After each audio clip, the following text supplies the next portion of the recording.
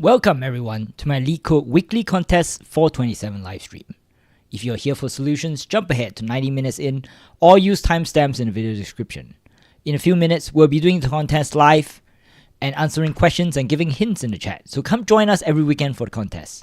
No code will ever be shared while the contest is running, but immediately afterwards, we will go through answers for all 4 questions. So make sure you stick around. If you enjoy LeetCode content, do check out the rest of my channel. I have videos on different problems as well as the hardest question 4s of previous contests. And as usual, like and subscribe to stay up to date on new videos. Alrighty. I had to change the schedule around this week. Unfortunately, I wasn't able to make today's yesterday's bi-weekly stream, so I switched today's this week's schedule to a weekly stream. I apologize to anybody who was waiting in the chat room. Okay, so we are a few minutes from live.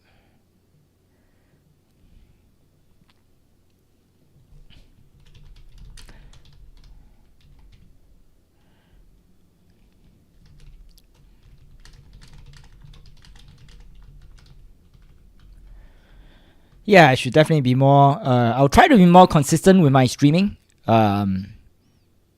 This is these days a little bit trickier, but I'll try to make the schedule more consistent so it's easier for folks to figure out when I'm live and when I'm not. Okay, so we're about 2 minutes.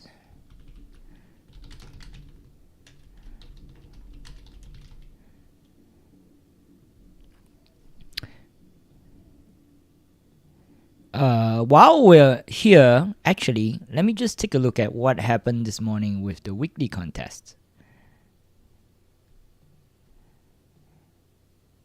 Oh, we may not have time to do that. Okay, so we are going to be live we're going to start the contest in a few seconds, less than a minute. Hi, so sorry about that. For yesterday or this morning's live stream, depending on where you are. I had a mix-up. I was supposed to stream the weekly contest instead of the bi-weekly contest. So I only managed to fix it much later. But I'm glad that you'll make it for this one. Welcome, welcome. Alright.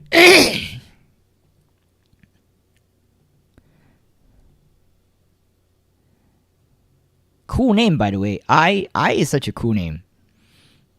People ask you what's your name, you're like, I. That's a pretty cool name. Alright, we're live. Good luck, everybody. Let's go.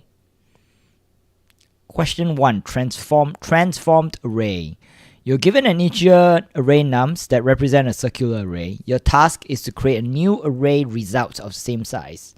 Following these rules. For every index I, where I is...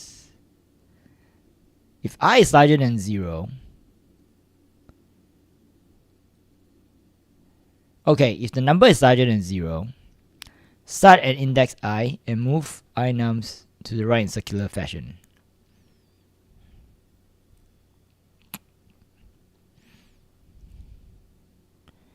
Set result I to the value of the index where you land. Okay.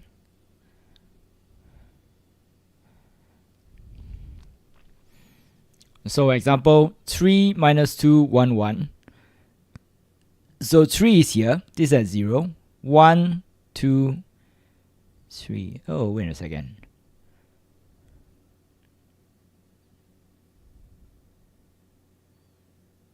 Okay, so for instance, 3 is here. It says move 3 steps to the right. 1, 2, 3. You get to here. And this is 1. This minus 2 means move 2 steps to the left. 1, 2. You're back to here again, so it's 1. And likewise 1, move, and then so on and so forth. Yeah, this should be pretty straightforward.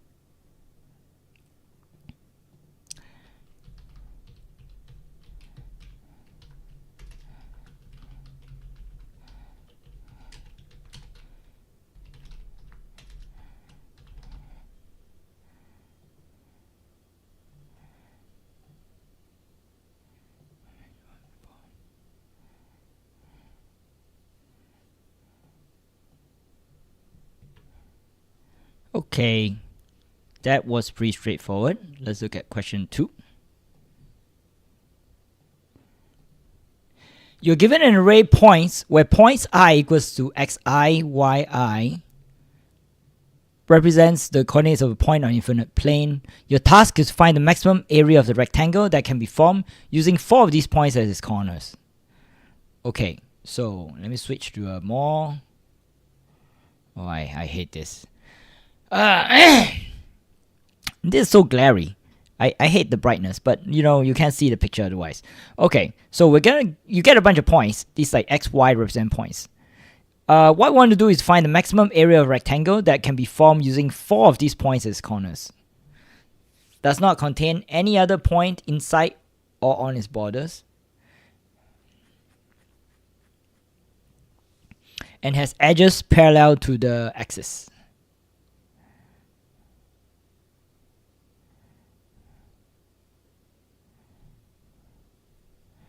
Okay, so for instance, 1, 1, 1, 1, 3, 3, 1, 3, 3. These form the 4 corners of the rectangle. You want to make a rectangle, no other point lies inside or on the border. Okay, so if it looks like this, then the rectangle is... Let me get my pen.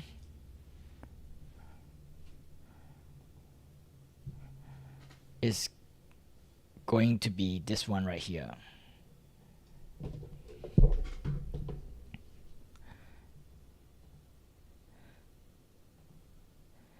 And then likewise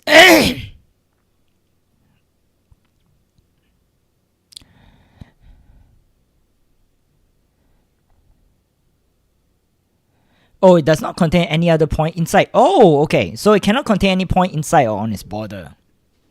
Interesting. So it cannot contain any point inside or on its border.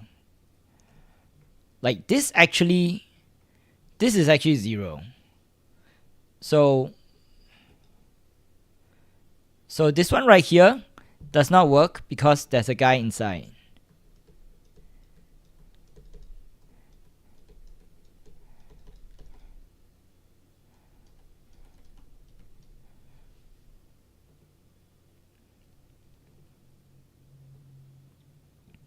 So this one, likewise.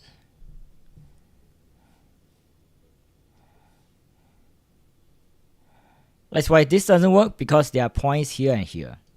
Okay, so basically, to qualify,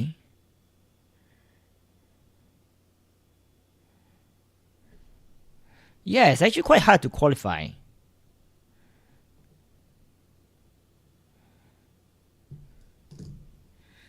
To even qualify, you need to have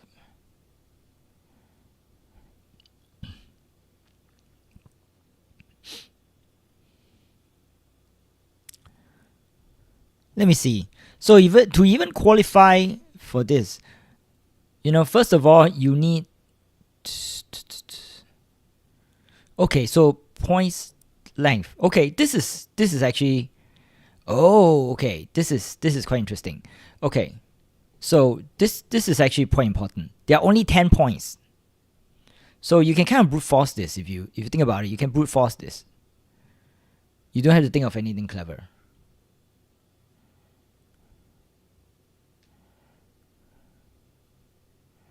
Because 10 choose 4. 10 choose 4 is only 210. So that's really small. Yeah, that's how I would think about it.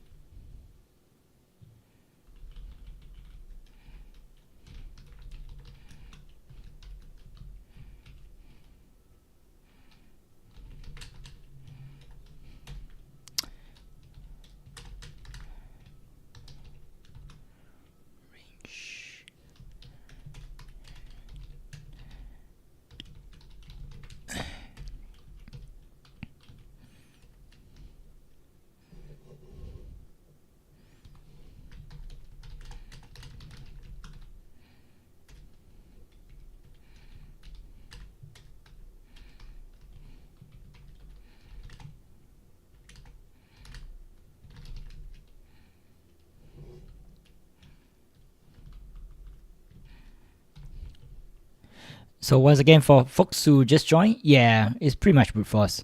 So for folks who just joined, hi, Rahanel Baritanvir. For folks who just joined, once again, we don't share code on the stream, but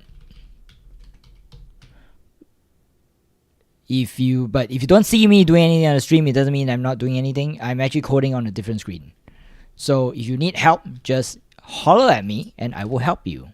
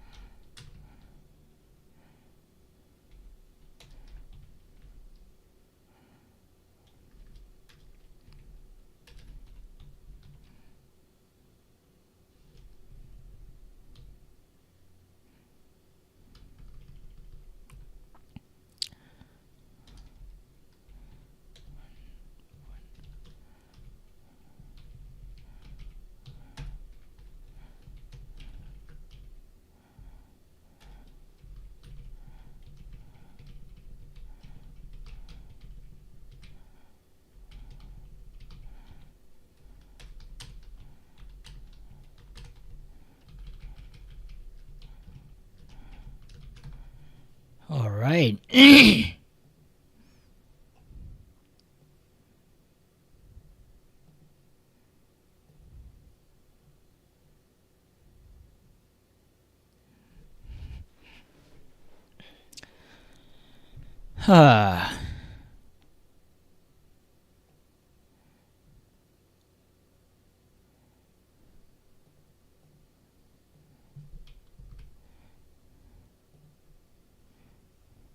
Let me check the chat. Okay, so more people are joining. Welcome, welcome. You're new to channel. If you're new to channel, once again, reminder, I don't share code on screen, and it might look like I'm not doing anything. I promise you, I'm working hard on the contest, but I don't share the screen because, you know, I want everybody to have a chance to participate in the contest fairly.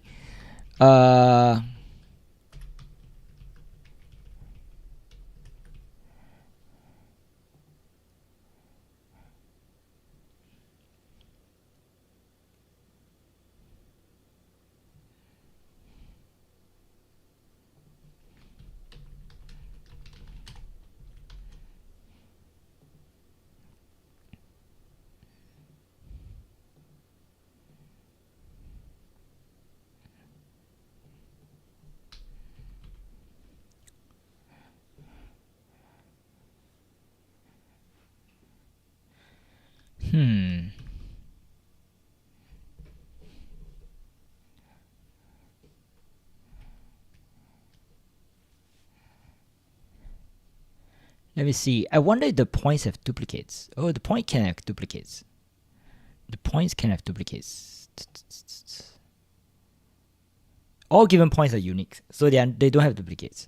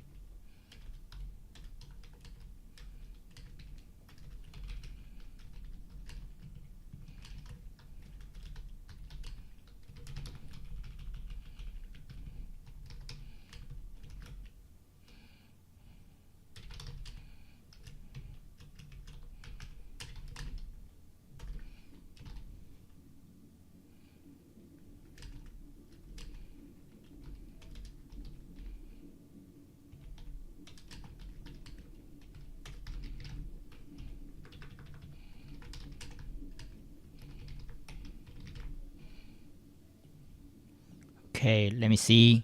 There's no other comments on chats that I see so far. Always quiet. Remember, if you want help, if you want me to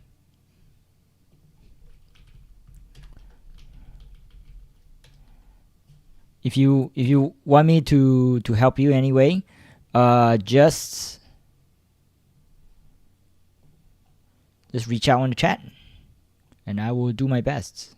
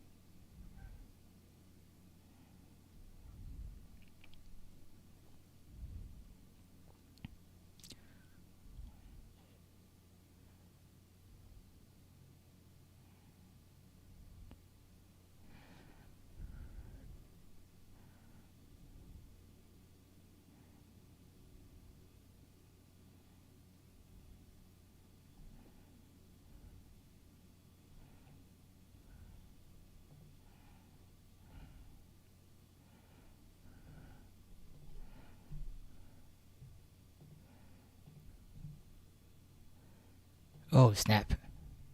I got a wrong answer for question 2.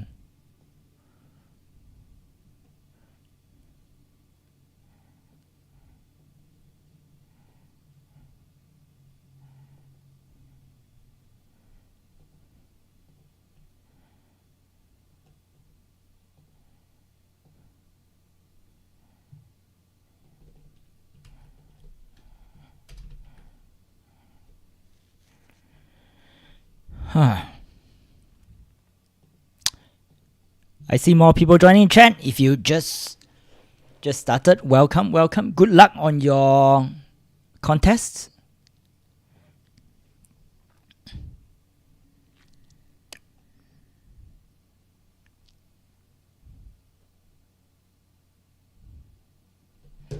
Okay, I got a bug in my thingy. All right.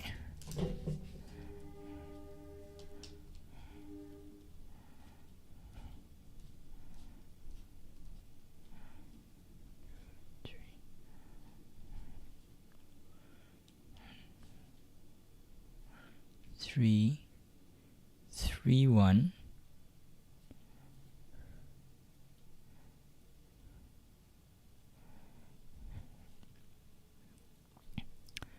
3, 3, 1, 2.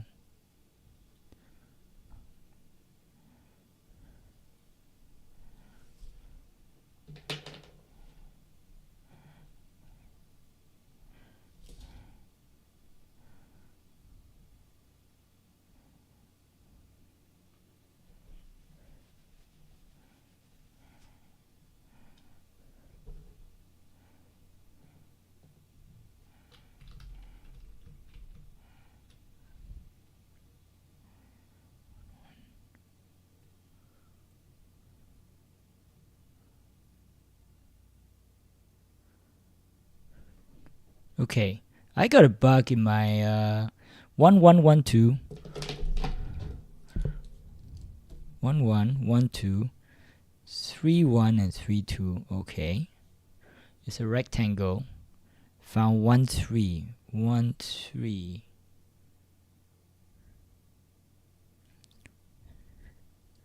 Why is found 1, 3?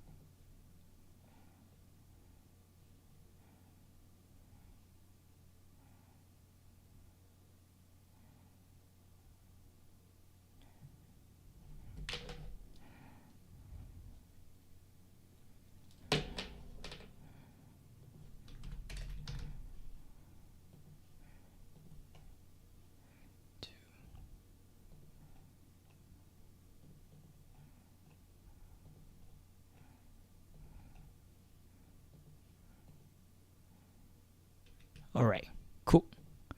Okay, question 3. Question 3 is maximum subarray sum with length divisible by k. Okay, well, I'm making okay time here. Hopefully I don't get jacked by the bug again. You're given an array nums and an integer k. Return the maximum sum of a non-empty subarray of nums, such that the size of the subarray is divisible by k. A subarray is contiguous. Okay, so left, right index. The size of the subarray is divisible by k. What does that mean?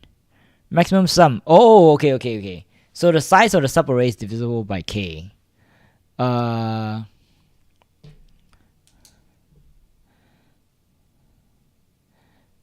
Okay.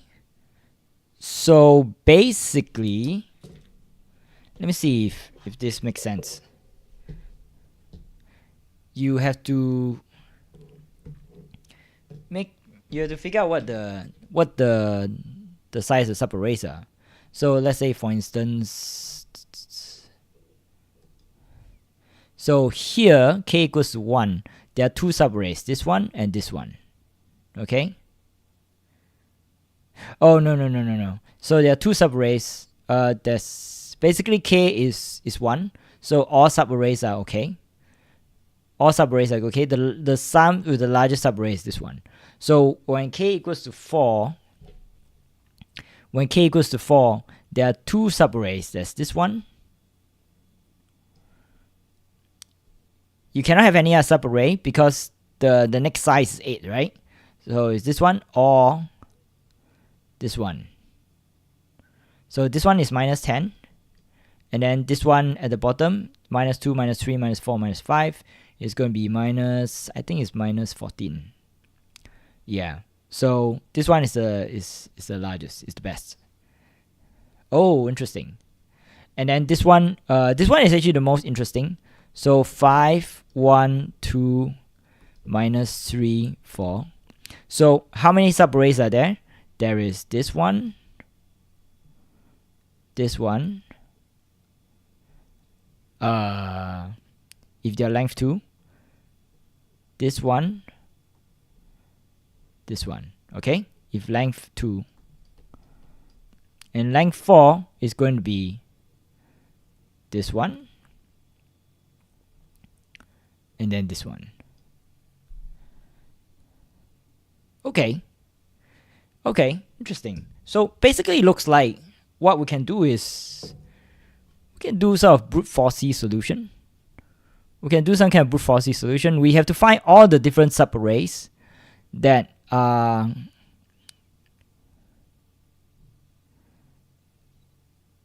of length divisible by 2 by k.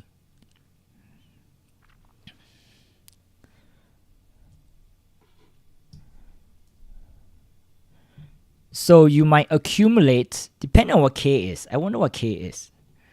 Is k a reasonably sized number? Oh, k is huge. K is 2 to the power of 10 minus 5. Oh god. Okay. So k is huge. Normally what we want is some kind of sliding window. We want some kind of sliding window, but the sliding window doesn't actually work here.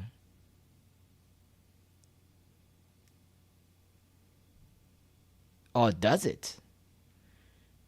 Because sliding window is not.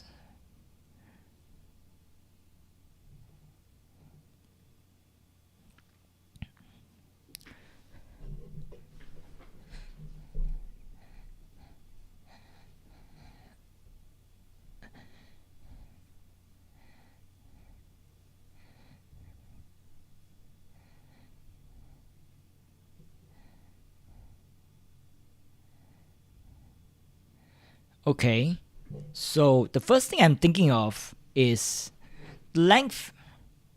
Length is this, right? So I want a way to calculate these bricks, essentially the value of each of these possible subarrays. If I start from here, what is it? Start from here, what is it? Oh, okay. So I think it's a matter of offset. So here's what I'm thinking.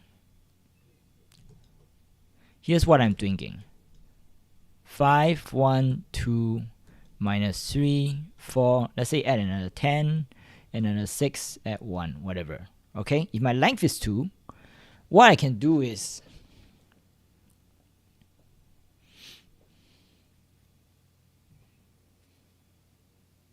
if my length is 2, I can see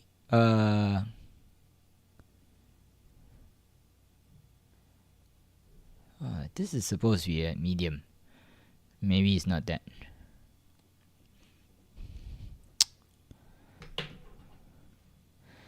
I'll add this up first, and then I'll add these up.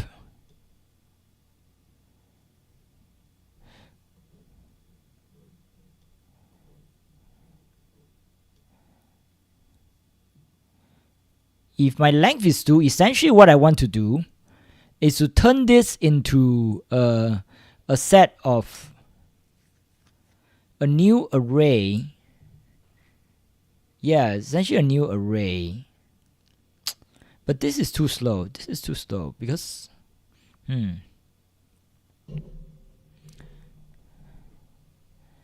actually, maybe it's not too slow. So essentially what I want to do is turn this into a new array where this is a sum of 5, 6, minus 1, 14.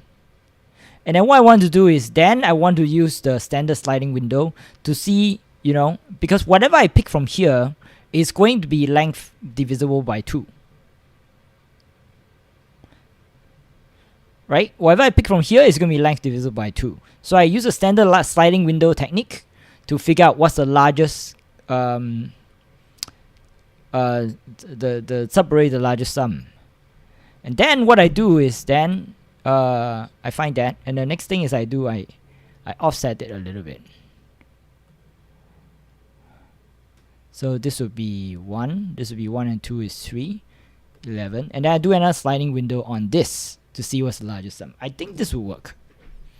This is my plan. And I think that will work.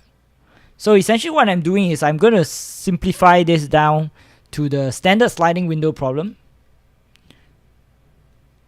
The standard problem where I want to find the largest subarray. I think that will work. Let me try it.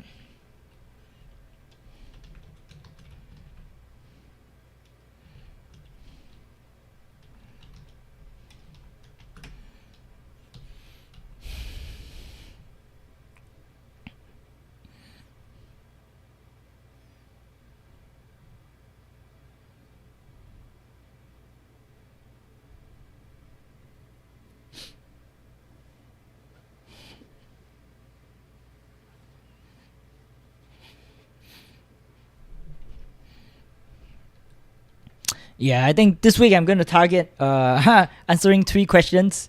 I have not been doing well this period of time, so I think if I answer 3 questions, I should be in pretty good shape. Okay, so I think question 3 is not that hard. Let me see if I can figure it out.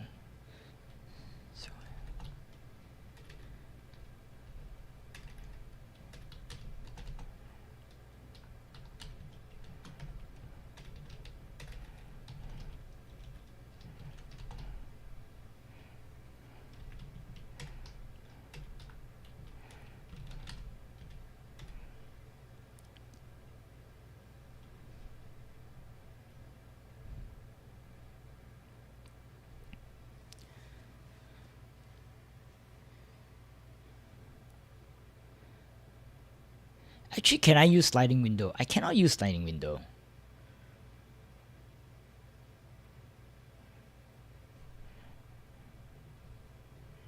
Can I use sliding window and find the maximum subarray here? I can't, right? Okay, if I start from here, the maximum I have is 14. It's all the way at the end.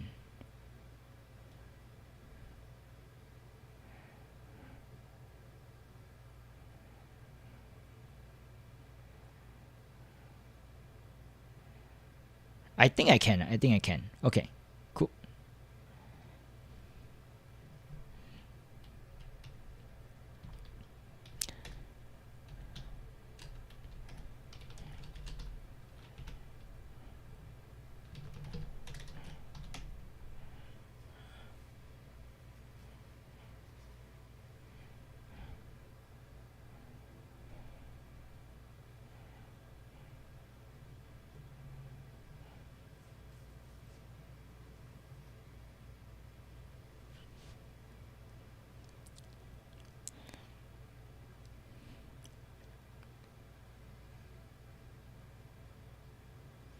Actually, how do I find the largest contiguous sum?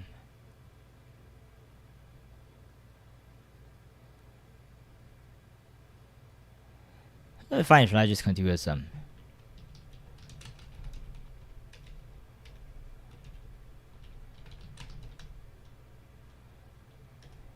Actually forgot. I think actually it's not sliding window. I think it's like divide and conquer or something.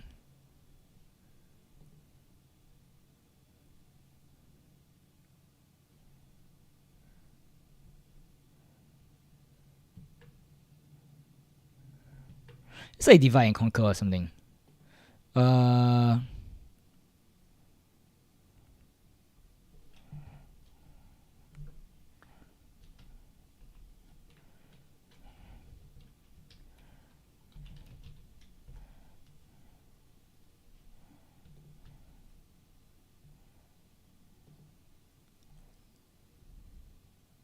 Let me try it. Let me try it off screen for a while.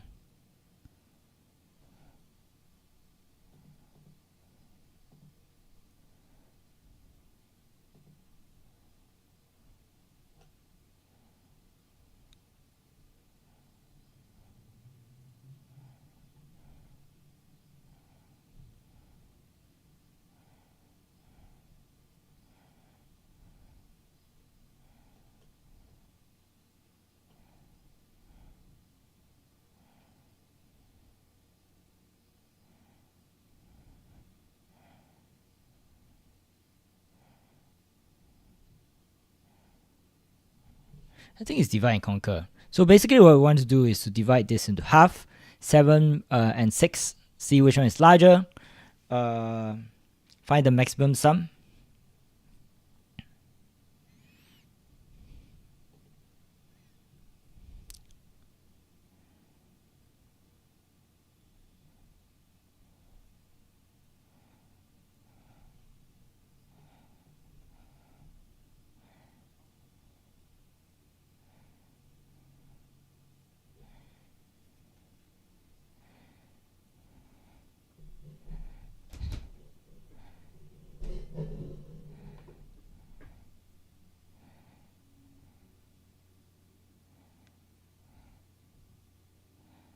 Yeah, but it's going to be a recursive algorithm, which I don't like. Okay, I'm going to try it.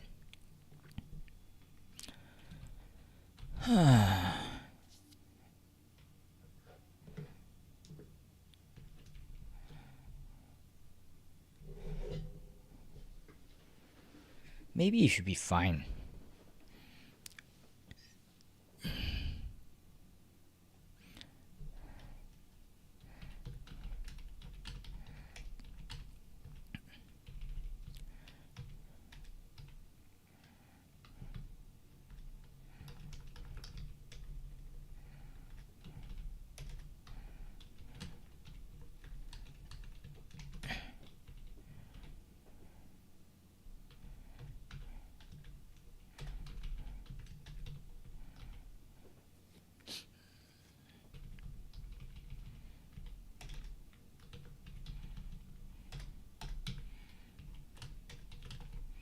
Actually, let me do a thing.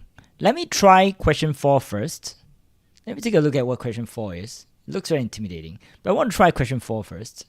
Sort of understand where it is, and then I'll come back to question 3. Okay, so question 4, maximum array rectangle. Sliding window on prefix sum. Yeah, I don't know if it's sliding window problem. So the reason why is because a sliding window typically requires some kind of invariant.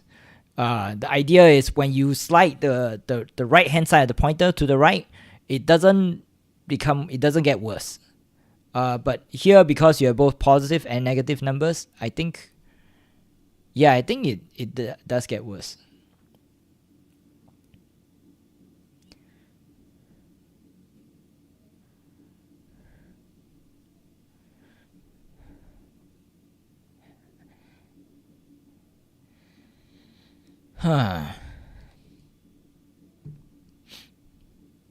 Maybe it can. Actually, you know what? Maybe you can do sliding window with prefix sum. Let me see. Sliding window with prefix sum.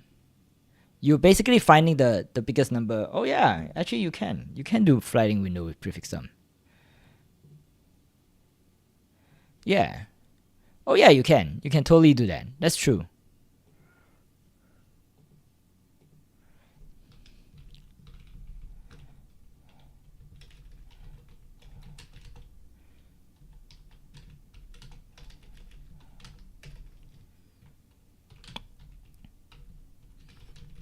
But let me look at question 4 first. And I'm curious to see what question 4 does. So question 4 is that there are n points on a...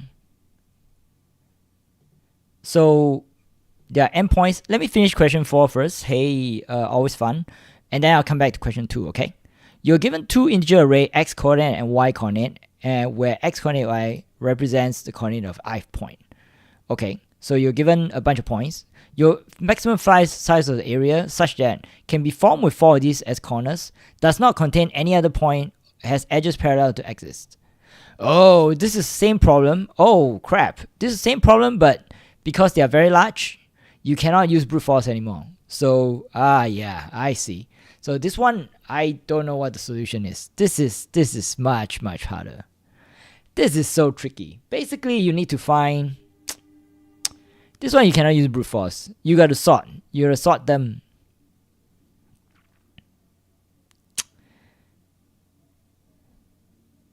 Yeah, you gotta sort them first. First thing you gotta sort them by their x-axis.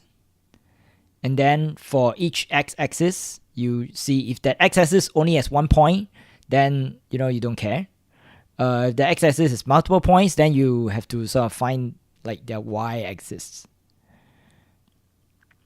Yeah, you have to sort them by the x-axis first. And this is, yeah, you cannot do any sort of trickery because it's 10 to the power 7. It's very large. Oh, this is interesting. This one, I need to think about it a little bit. Okay, but coming back to, so there was a request for question 2, maximum array. For question 2, this one. Yeah, so for question 2, you're given points where points is a bunch of points, and you want to see if you can draw a rectangle. Draw a rectangle with no points in between, and what's the largest rectangle you can draw, right? So the main thing to realize about this problem, the main hint that I'm going to give, I'm not going to, as usual, we're not going to show any code, okay? No code, you got to write the code yourself. The main hint is this. Points dot length equals smaller equals 10. There are only 10 points, so you can use brute force.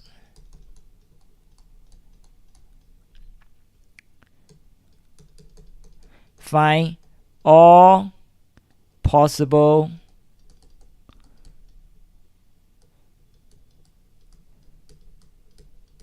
sets of 4, right? So there are 6 points here.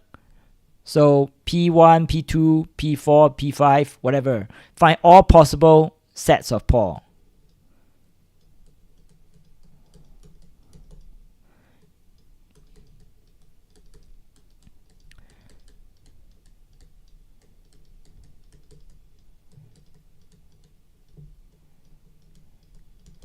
Step 2, test if these 4 points form a rectangle.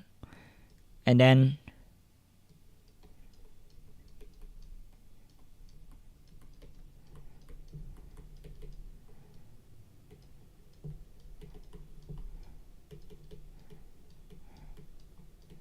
this is the hint I'm going to give. So basically use some kind of brute force algorithm. Find all the possible sets of 4 points. And then for each set of 4 points, test, do they form a rectangle? And then check if there are any points inside them. That's all the hints you're going to get. So again, no code is shared. Yep, yeah.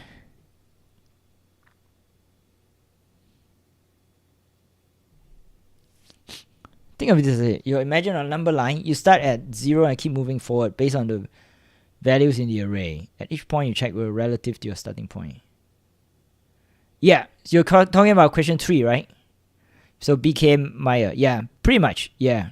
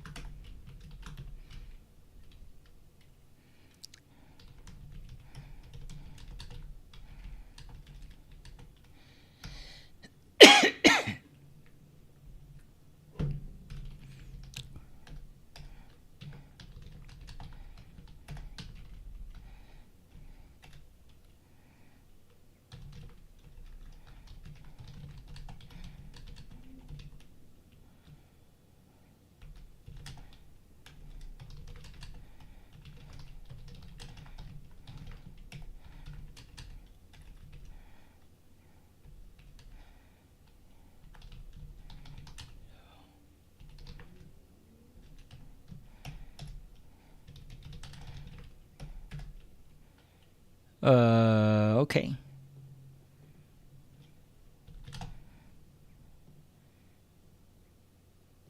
Use cumulative sum.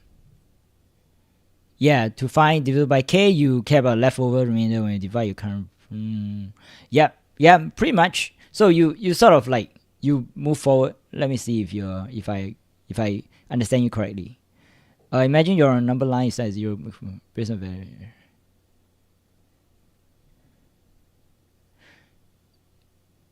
Yeah.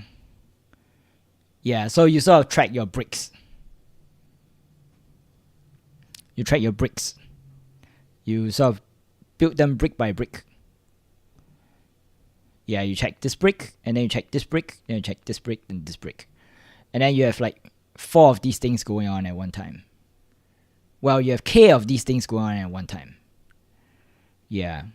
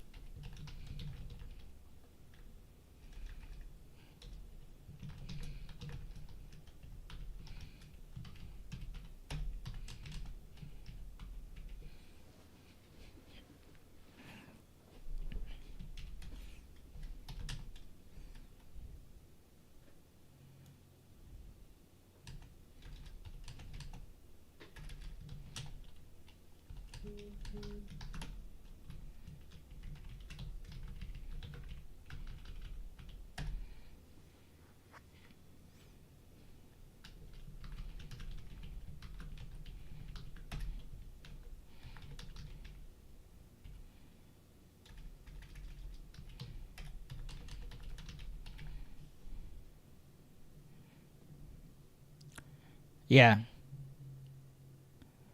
Yeah, very nice. Well, thank you, BK Maya. That's a really good explanation. That's really good.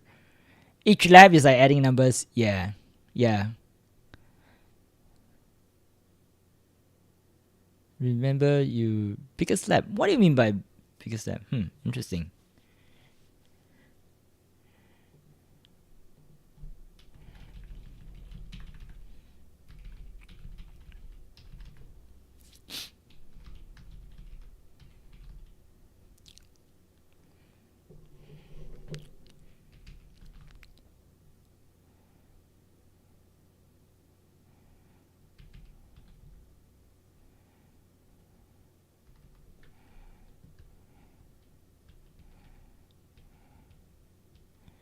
Oh, hang on.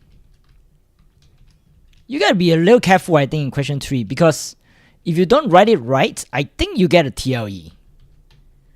I think you get a TLE if you don't do it like. Yeah. Ha! Going to solve. Oh my god, BK Maya. Well, you know what? Question 1 and 2 are much easier, I think. I don't think you need to use DP.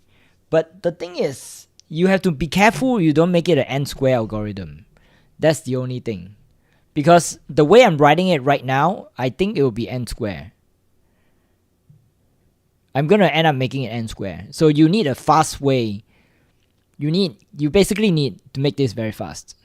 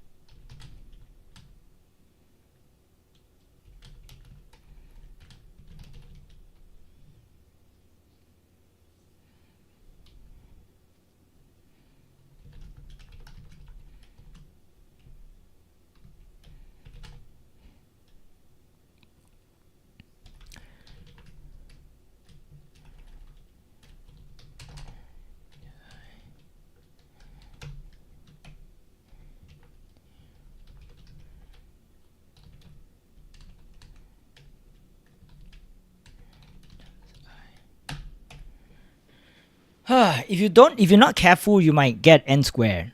So yeah, so okay, so hang on. I'm gonna. So thanks for your helpful suggestion, BK Meyer. But in this channel, we don't share code. Share code on this channel.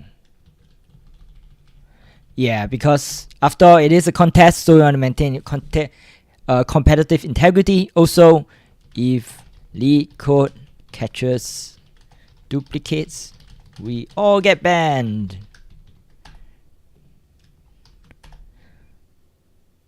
Yeah, so thanks a lot. Sorry about that, but you understand. Yeah, so I think what I'm trying to do is to avoid the n square algorithm. I feel like if I do it like this, then I have n squared because I have to calculate this row over here, and I calculate all of this row over here. So I want to go from this row to this row quickly. And that would help me avoid an n square time, I think.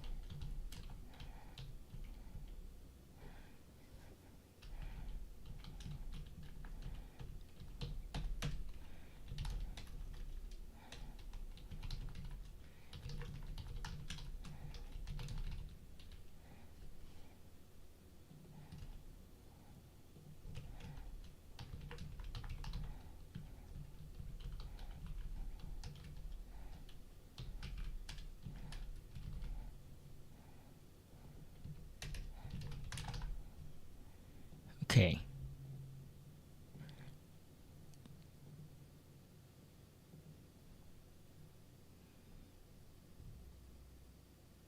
Using n square and third. Yeah.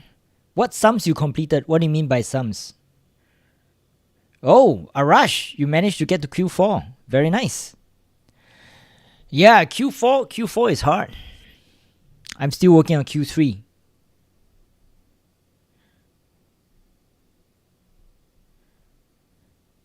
Yeah, you cannot be n squared because the question is 2 times 10 to the power 5. So that is not n squared. That doesn't allow you to be n squared.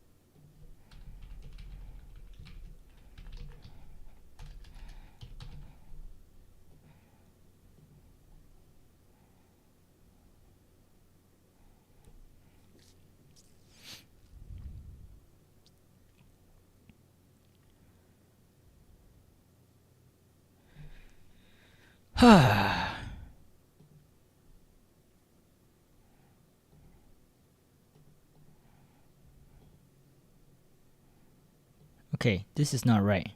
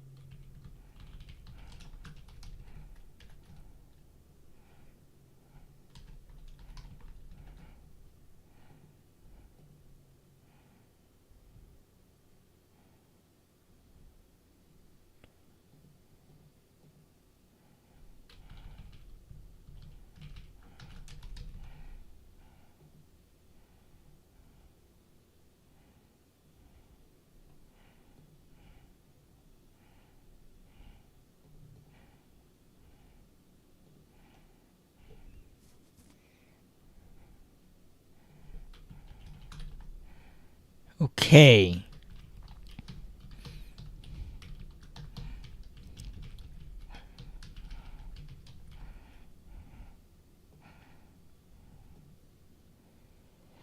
Third one, finally complete. Run wrong attempts. Usage of prefix term. Yeah, so track the previous remainder sum. Yeah, that will allow you find the biggest, the fast, quickly find what's the largest subarray. And then you have to use this brick method that BK Meyer described before. If you don't understand the text, I can help to draw pictures. Just put in the chat and I'll help you out.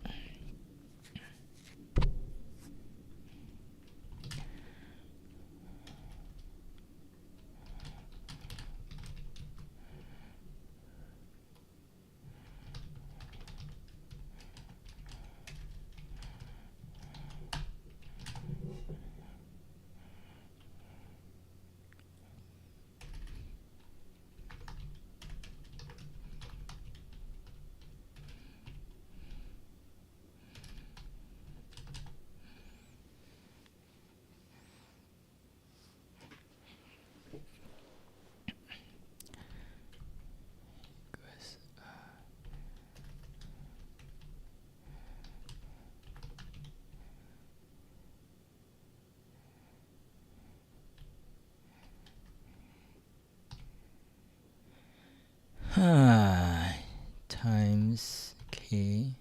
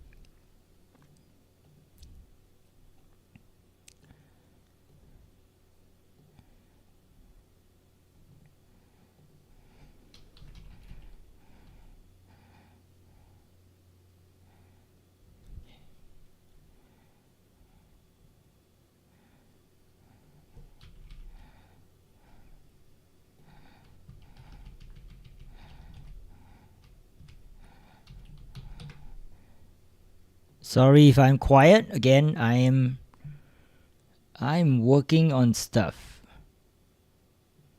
Nope, this is not correct. -4.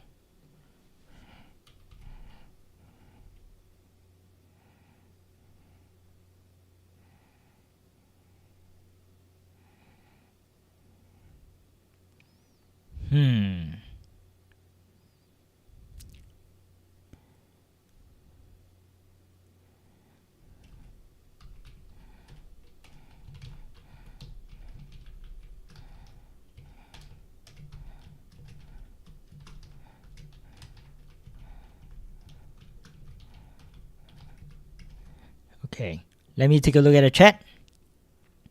That is so annoying. Yeah, that is so annoying. It's very annoying. Yeah, so Q2 is brute force. Yeah, so Q2, let me just go over it quickly again. Q2, find all possible sets of 4 points. How do you do that? You need, quad 4 times nested for loop. Test if any of those 4 points form a rectangle. How do you do this?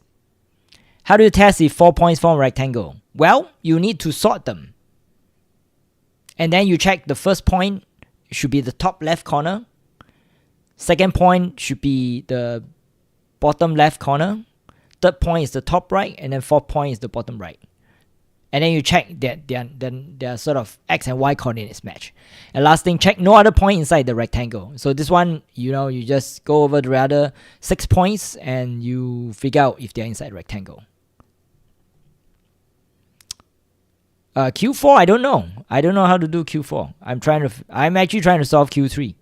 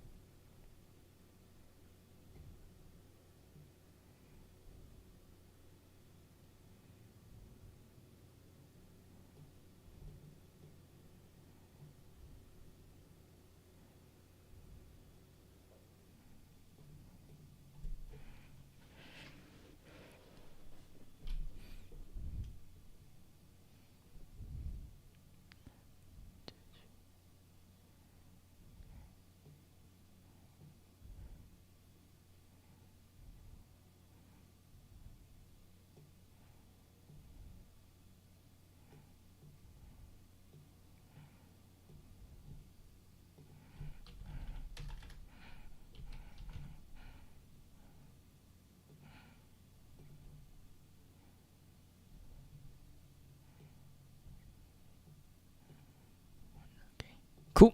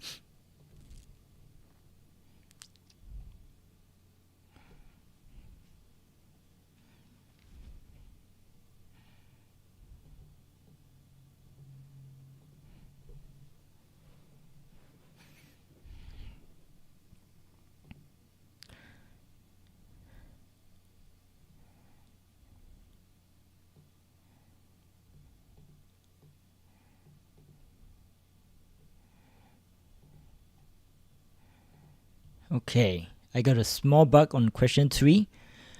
Okay, so len nums 5 divided by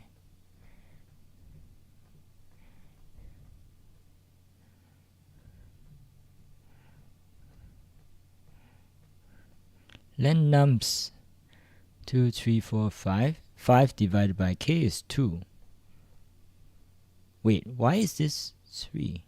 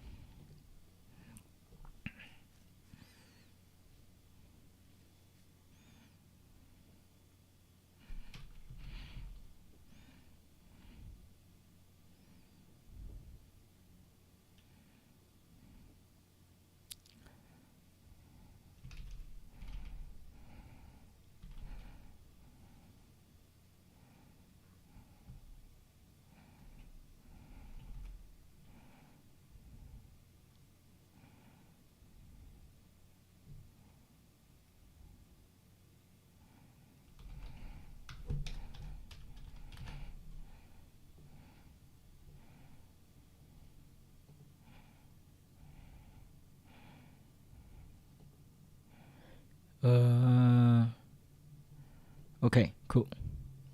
Let's try to submit.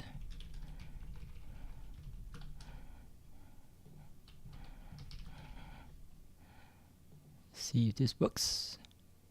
Okay, cool. Question 3 accepted. Finally.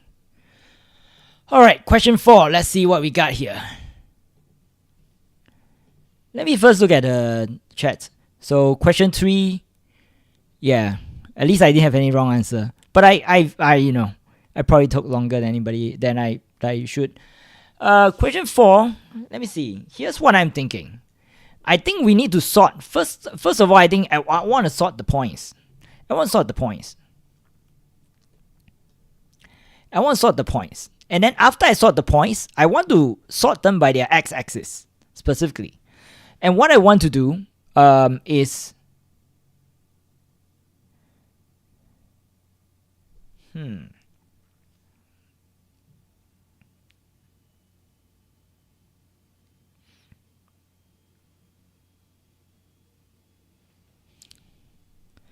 Let's say in this x-axis, so let's say in x-axis 0, I find 3 points. What do I want to do with the 3 points?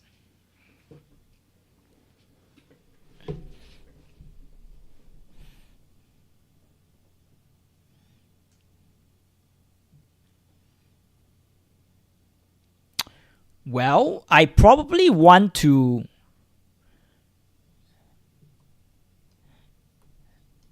If x-axis, if x equals to 0 has less than 2 points, then I keep going. I don't care. So if x-axis has 3 points, then what I want to do is I want to pick 2 of them. And then I want to check the y. But this is slow though. This is kind of slow.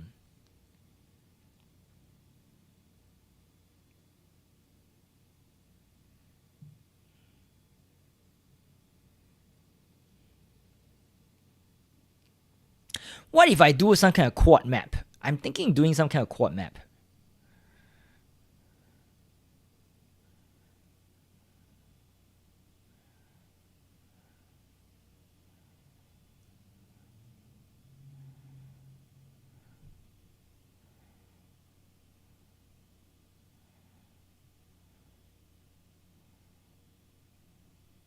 Okay, I'm thinking doing some kind of quad map. So let's say I have a lot of points.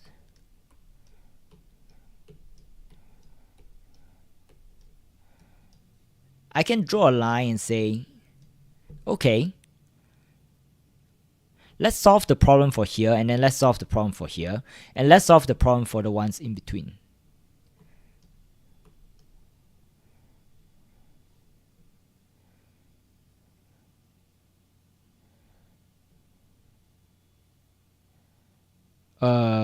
Actually, I can do something better than that.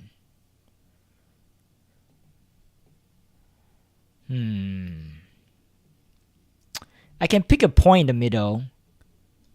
Let's say I pick this point in the middle. And then I draw a line across. And I say that... Actually, I cannot do that. Like I'm thinking of some kind of divide and conquer strategy. So I divide the space into two. And then what I do is for the people on top, I try to solve. And then for people on bottom, I try to solve. But I don't know how that's going to work. Because even you can have this, right? You can have this. So even though there's a point here, it doesn't go inside the rectangle here. So I need the largest rectangle that doesn't contain any points inside it. Yeah, this is kind of tricky.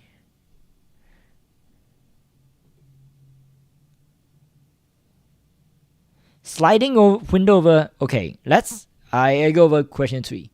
I'll go over question 3. Okay, so everybody understand this basic idea, right? The basic idea is if you have an array like this, 1, 6, 5, 1, 2, minus 3, 4, what you want to do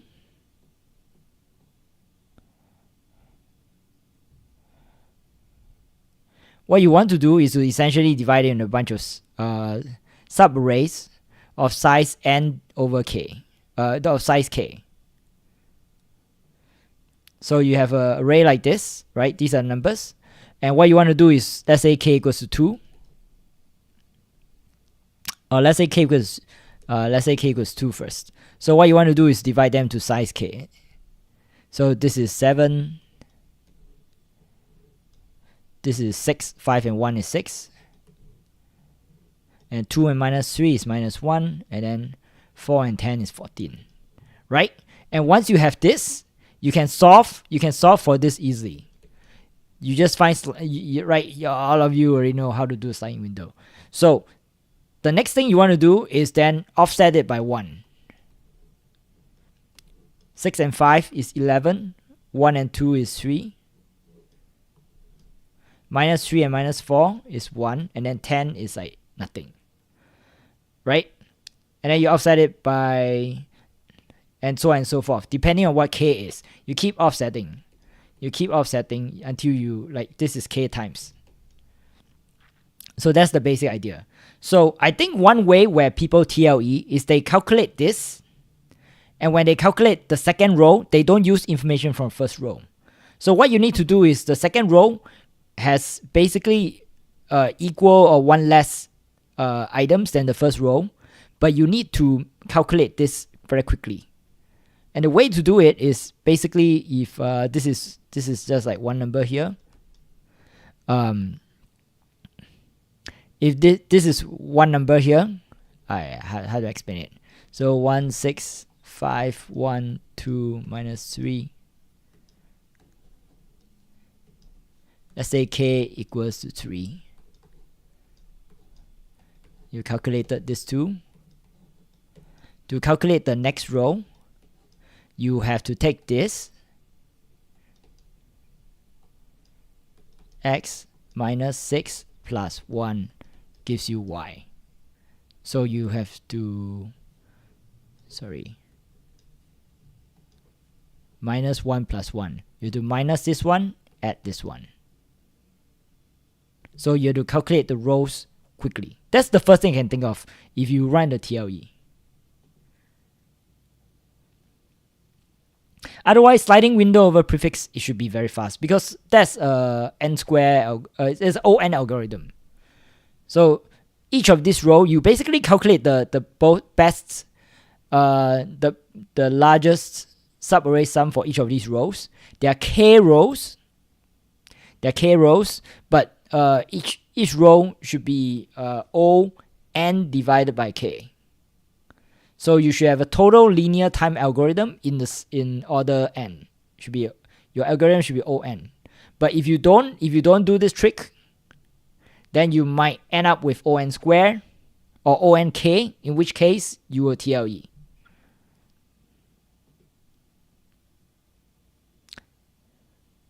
Is it divisible by k?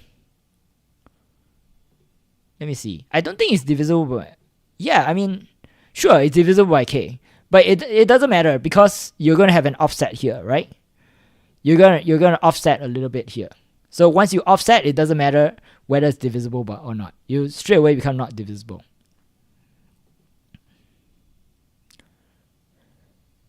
Yeah, I think if you do a sliding window, I think that was the pitfall. So I ran into that problem. So when I did it my first try, I generated this first row, and then I found the best answer in this first row, which is like on square. On is very fast, and I generated the second row. But because I took a long time to generate the second row, I took on time to generate the second row.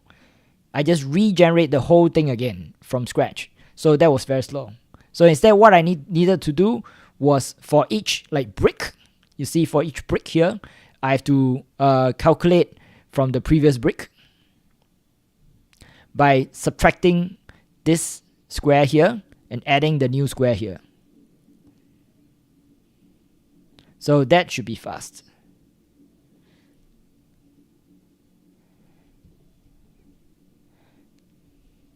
Yeah, it's divisible by k. Yeah, it's divisible by k the first time around. Once you move it, it's not divisible by k anymore.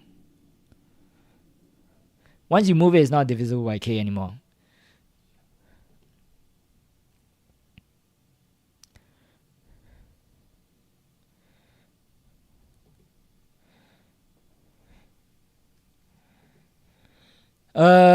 Yeah, so question 4. Question 4, I'm going to try and see if I can figure the answer out, but I don't think I have time to actually solve it because there are only 10 minutes left.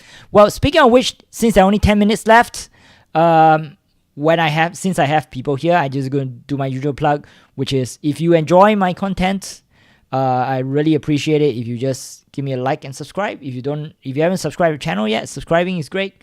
I stream every week. Bi-weekly contest if there's a bi-weekly. If not, I will stream the weekly. I'm trying to keep to a fixed streaming schedule. I know in the past couple of months I've been a little bit erratic. It's going to help me so much if you just click the like button on the stream right now. If you like my content, if you don't like my content, don't worry about it. Actually, if you don't like my content, drop me a comment to say how I can make it better. I would love to hear from you. And yeah, I'm always looking for feedback. At the end of the day, I'm trying to make content that people like. So if you don't like it for some reason, let me know. I don't think I can do question 4. Question 4 is kind of tricky. Yeah, I have no idea. I honestly have no earthly clue. Maybe a divide and conquer? Because if you do it naively, you're gonna fail. You are gonna fail so hard. I think maybe one way is you sort them. If you sort them by x-axis.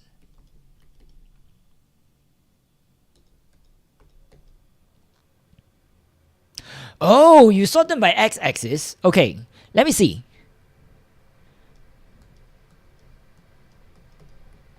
You sort them by x-axis.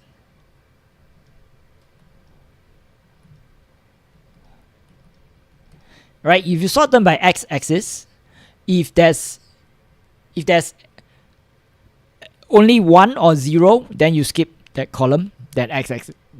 If there's 2 or more, then you test this 2, and then you test this 2, and then you test this 2. And then what you probably want to do is to have a hash set by y-axis. So you sort them by x-axis, and then you also have a lookup by y-axis. The y-axis will say for each y, this is 0, 1, 2, 3. So for each y, whether I have the number or not. And once I have that, I can actually check. The difficult part is actually checking if there's somebody inside the rectangle. You want to check if there's somebody inside the rectangle is difficult.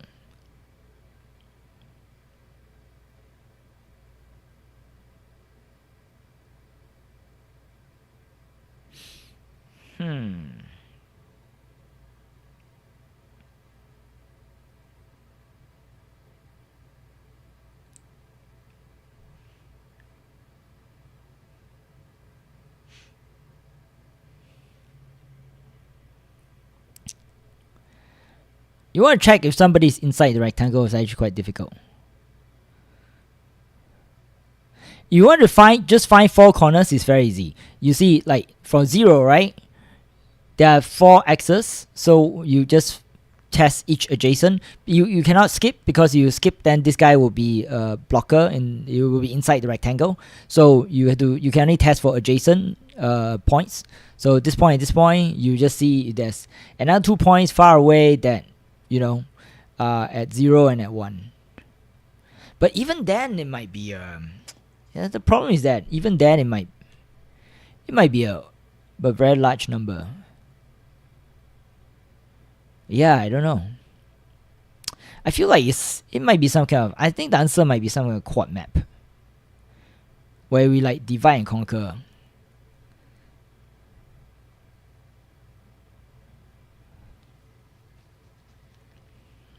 Not sure. I think about it. Well, if somebody has the answer has figured out question 4, definitely let me know. I'll be curious to know what your strategy is.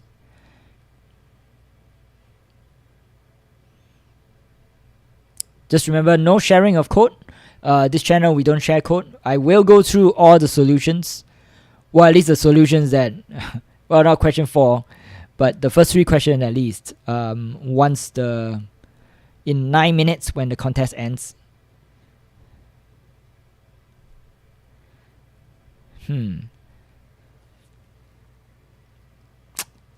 I don't think it's a quad map, because I think a quad map tests for locality. Sorry, a quad tree. A quad tree tests for locality. So I want boxes that extend far away.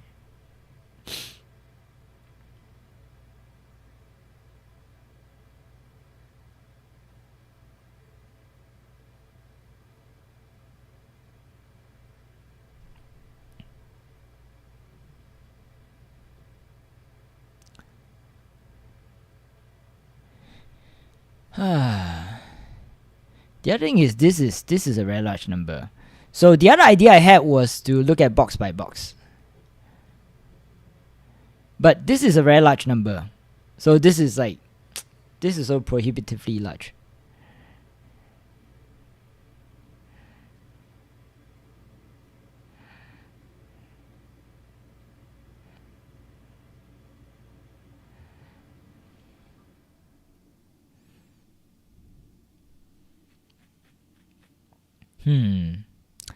So let's say 0 has 4 points.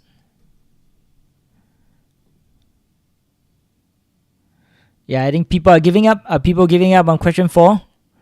You just try question 3. You manage to do question 3, and then I don't think I can finish question 4. I just don't have time for it. So I'm sort of resting on my laurels. You need help. You still need more help with question 3. I'm happy to give you hints. Just speak up in the chat.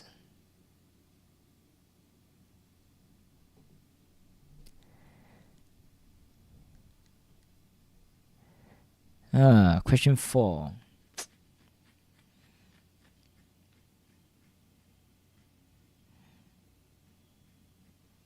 So basically look at all these 4 dots first and find whether they can form rectangles that are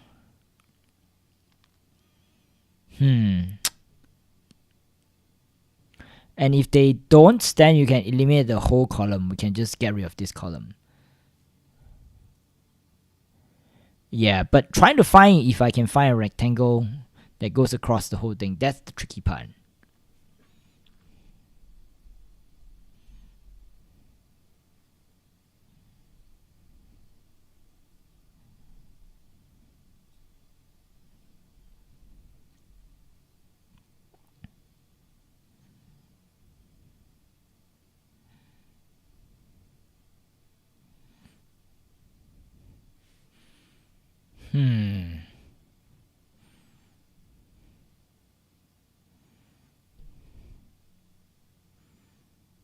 Yeah, even finding the 4 sides, I don't know. Maybe someone will find a solution. We'll see. Yes, need help for question 3. Yeah, for question 3. Yeah. For question 3, basically you have to calculate, first divide the array into blocks, where each block is of size k. And then you sum up the value of each block. So let's say k is 2, 1 plus 6 is 7, 5 plus 1 is 6, and so on and so forth. And then you sum up this row. And then you find the fastest, the best. And then you go on to the next row, and so on and so forth. The next row is basically one offset away. And the last number is going to be, it's basically going to be 0.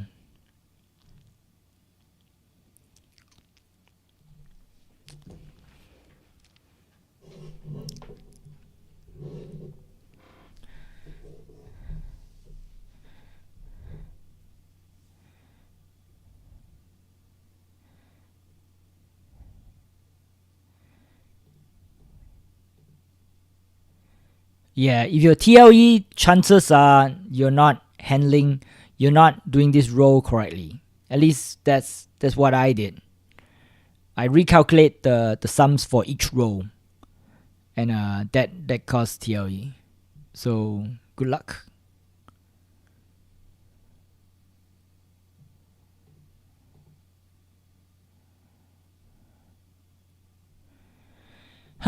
So question 4. Still stuck on question 4. I don't know. Yeah, I have no good idea. I have no earthly clue. I really have no earthly clue. What? How? I have no idea. I'm actually excited to see what answer people found, because it's so funny, right? Every contest, somebody, not just somebody, like a lot of people will be able to solve all the 4 questions like super fast within 10-20 minutes. It's crazy. I don't even know how they do it.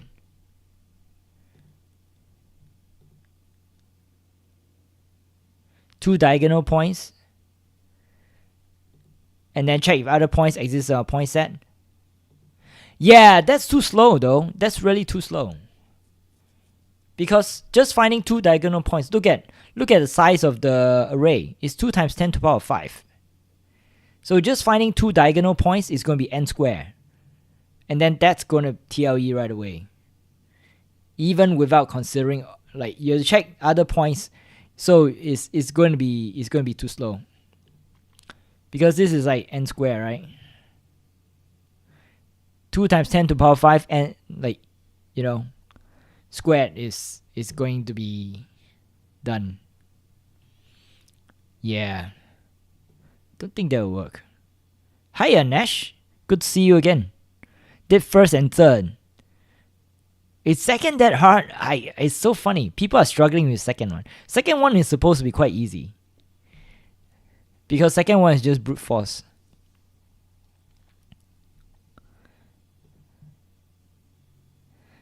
Yeah, actually, you know what? I shouldn't say it that way. I feel like we should celebrate, let me rephrase. I think we should celebrate successes. So I think it's good that you did first and third. Bro, yeah. Is it TLE? I think it's TLE. Okay. In 1 minute, I'll go through my solution, and then yeah, right. 659 out of 661. Yeah. I'm gonna go over my solution. I think I know why you guys TLE. I'm not sure. Okay, so there's like 20 seconds left. And once the contest is over, we'll go over solutions. Yeah, it's alright, I feel like, so to be honest, I feel like as long as you show up to a contest, you did your work, you got better at programming, whether you got placement or not, that's secondary. The main part is still learning, so that in the future you can ace your technical interview, you can become a good programmer. I couldn't optimize 3 and ran out of time for 4. Yeah. You know, that is such a common problem. I'm also sometimes greedy. I'm like, I bet I can finish question 4. Especially when those question 4 is actually like a harder version of an earlier question. I would just tackle the harder question first.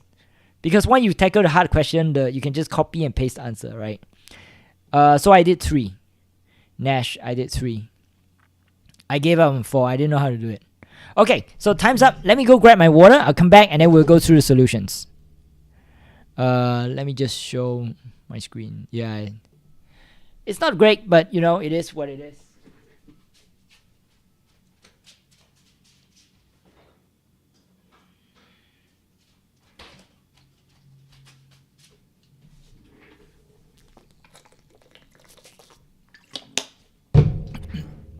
Okay. All right, folks.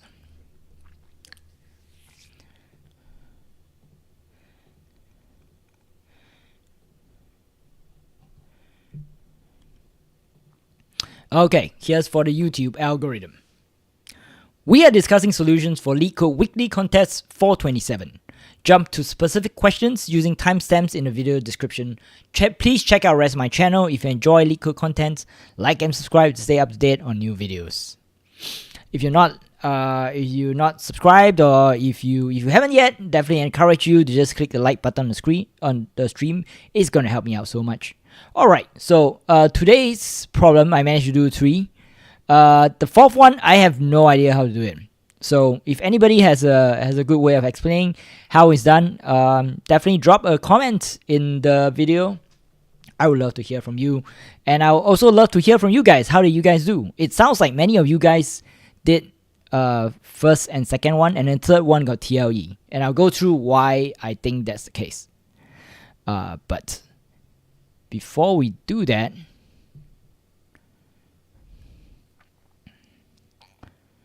there are only 210. Choose wrong max. Okay, so before we do that, let's start with question number 1. So question number 1.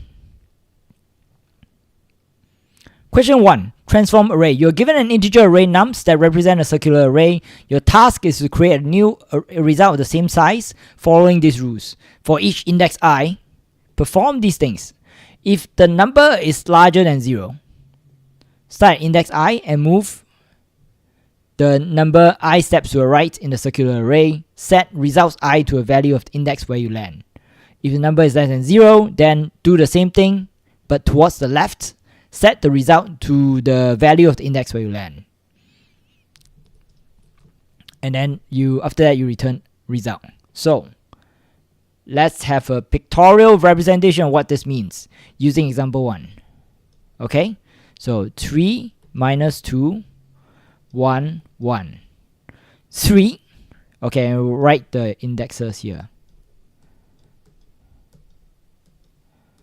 Okay, so this is nums result. So 3, you move, because 3 is positive, you move 3 spaces to the right. 1, 2, 3. You come to here, land on this square is 1. So this is 1. Minus 2 is negative, so you move 2 spaces to the right. 1, and then you loop all the way around to here. This guy again. So again, this is 1, because you take 2 steps to the left. This guy takes 1 step to the right. So you land on this guy yet again, so it's 1. And then this guy takes 1 step to the right. Loop all the way back here, you end 3. So the answer is 1, 1, 1, 3. So same thing, when nums equals to minus 4, minus 1, 4, minus 1. Result, minus 1, you go 1 step to the left, boop, you come back here. You have minus 1. Minus 4, you go 4 spaces to the right. This is kind of tricky, because you end up like rotating the array. You go through past the array. So 4, right? 1 step, 2 step, 3 step, 4 step. You end up in this minus 1. You actually go all the way around the array. And then the last one, minus 1, you move to the left, 4. You get this. So it's minus 1, 4. Minus 1, 4. Okay? So that's what the question is asking for. How do you do this question? Well, you do it exactly as you describe. It is described. First, you construct an empty array for result, and then for each I, you go through each one. You're gonna move it I spaces. So it looks kind of like if I is larger than 0, I is actually it's the same treatment whether it's larger or 0. You move this number of spaces to the right. When the number is negative, you move negative 2 spaces to the right is equals to 2 spaces to the left. So what you do is you do I, which is the current index, plus nums I, which is number of spaces you want to move. And then this is a key thing, which is you do a mod length of nums. So you move too far to the right, you go out of bounds, it'll bring you back to bounds. You too far to the left, it becomes minus, negative number. This mod will bring you back to bounds. This will bring you back to between 0 and the length of nums. And then you set the results of the value of results I to that new number. So this tells you where the index of the which index you land on after the move, and then you get its value using nums, and you set that to I, and then you return result. So this is pretty straightforward enough. Let me see if there's any problem. Okay, no. So let's go on to the next one. Next one is maximum array. Maximum array.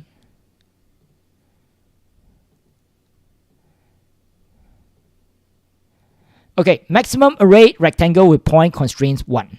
You are given points I, so it's a bunch of points, x and y.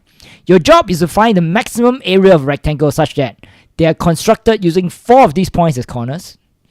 They do not contain any other point inside or on its borders, and is parallel to axis, which means that it's just like an upright rectangle.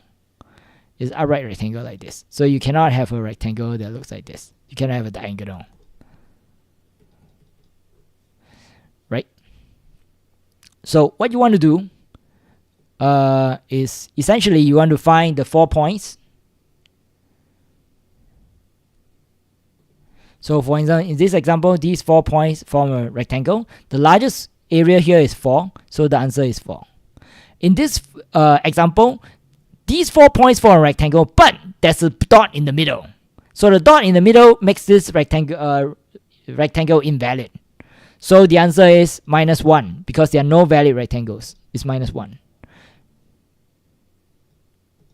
None of the other 4 points. This is the only 4 points that can form a rectangle. And unfortunately, it's got a guy in the middle. Then finally, this one. You might think the largest rectangle is this one, but it's not because there are these 2 guys. They're considered inside the rectangle. Again, we cannot have anybody inside the rectangle. They are on the border. But in this question, we consider border to be inside rectangle. We can't allow that. So this larger rectangle is invalid. The only rectangle that's valid is this one. There's another rectangle that's valid, which is this one. They are both valid, but they're also both same size. So it doesn't matter which one you pick. So your job is to find the rectangle. Your job is to find the rectangle that's the essentially with the largest area that conform to all these rules. Well, the main thing to notice is this catch right here. Now, the main thing to notice is that there are only 10 points. So on the surface, this here sounds like a pretty complex problem. And if the number of points is large, it actually is very complicated. But because there are only 10 points, what we can do is we can do a brute force solution.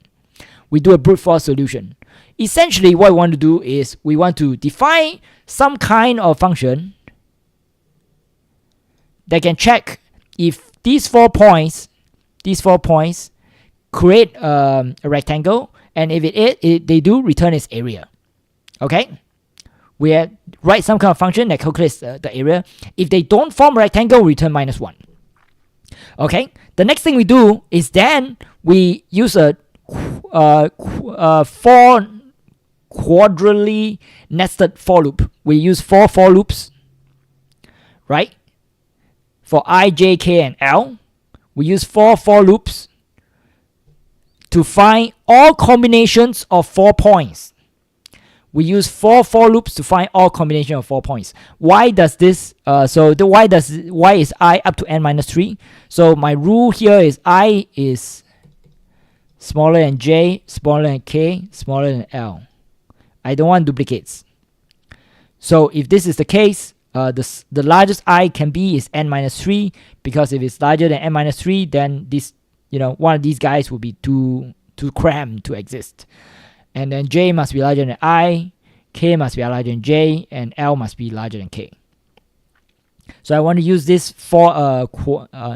four-way nested for loop to find all the 4 points, all the possible combination of 4 points. I calculate their area, I find the best.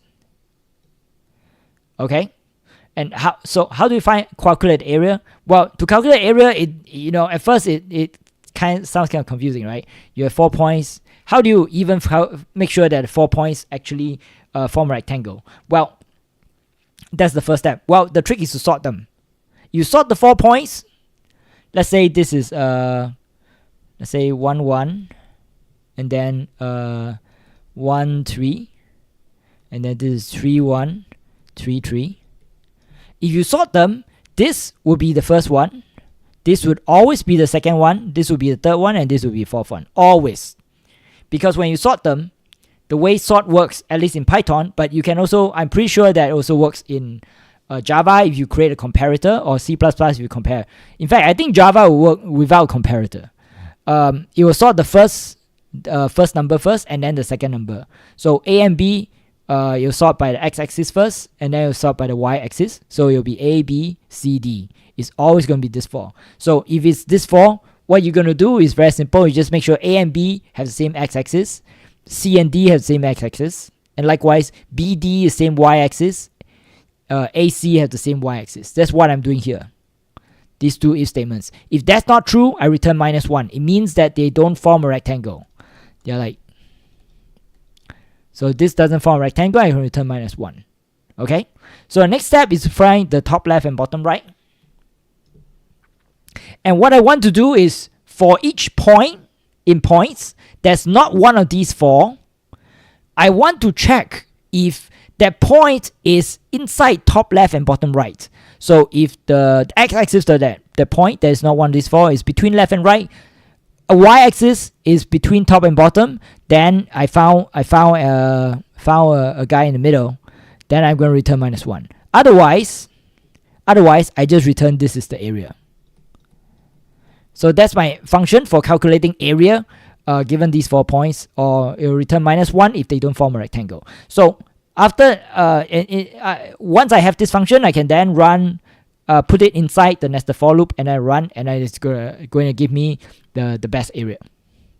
Let me just check if there are any questions.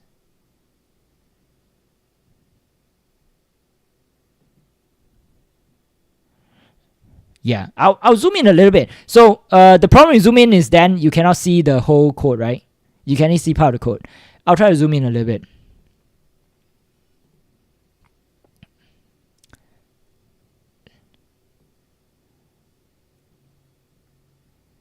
Let me see.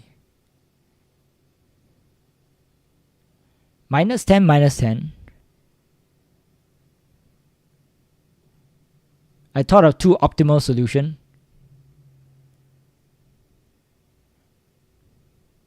Yeah, okay. I don't see any. I don't think you guys are asking question related to question 2. Okay, cool. I'm gonna keep going. Disappointed Nick Sensama. Hey, don't be disappointed, bro. It's, yeah. This is hard. This programming is hard. Programming is hard. Okay, cool. Question 3.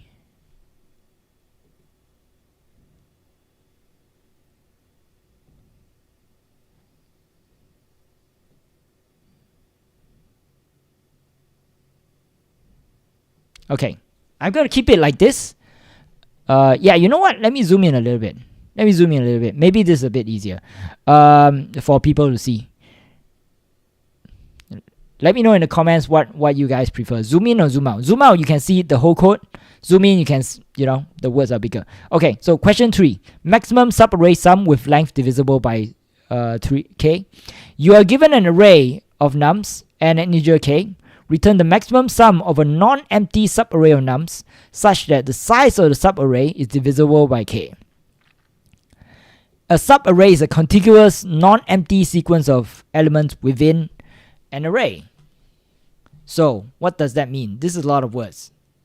What does that mean? First of all, when k equals to 1, what are the subarrays that are divisible, whose length is divisible by k? Well, if k equals 1, it's basically every subarray. So 1, 2, 1, 2, they are all divisible by k. This is length 1, these two are length 1, this one is length 2. They're all divisible by k. So we just find the best one. When k equals to 4, which are the subarrays here whose lengths are divisible by k? Well, everybody of length 4, as well as everybody of length 8. But there's nobody of length 8. There's only people of length 4. So there are actually only 2 subarrays whose lengths are divisible by k.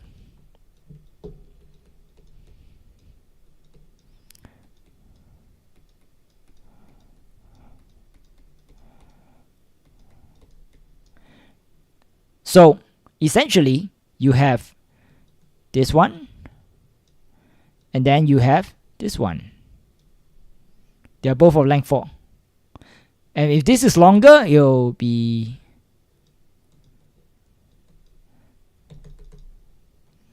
right. That's sort of the pattern.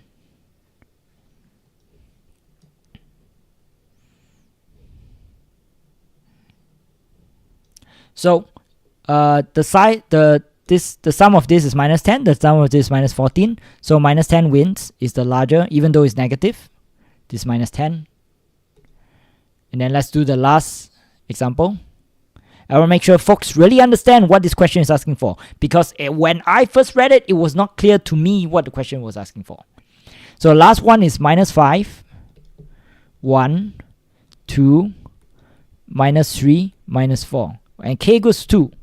So what are the subarrays of whose lengths are divisible by 2? Well, all the subarrays of length 2, as well as all the subarrays of length 4, these two combine, and then these two combine. And if there's more here, 7, 10, 21, 6, whatever, you can follow the pattern. Essentially what you're doing is you're building these bricks. You're building these bricks. Each brick is of k length. Okay? In the first row, they start from 0, k length. Any combination of these bricks will produce a subarray of length divisible by k, because the bricks themselves are of k length. If k equals to 2, all these things, length 2, length 4, length 6, length 8, length 6, whatever, they're all divisible by. So same thing. In the next row, your offset is 1.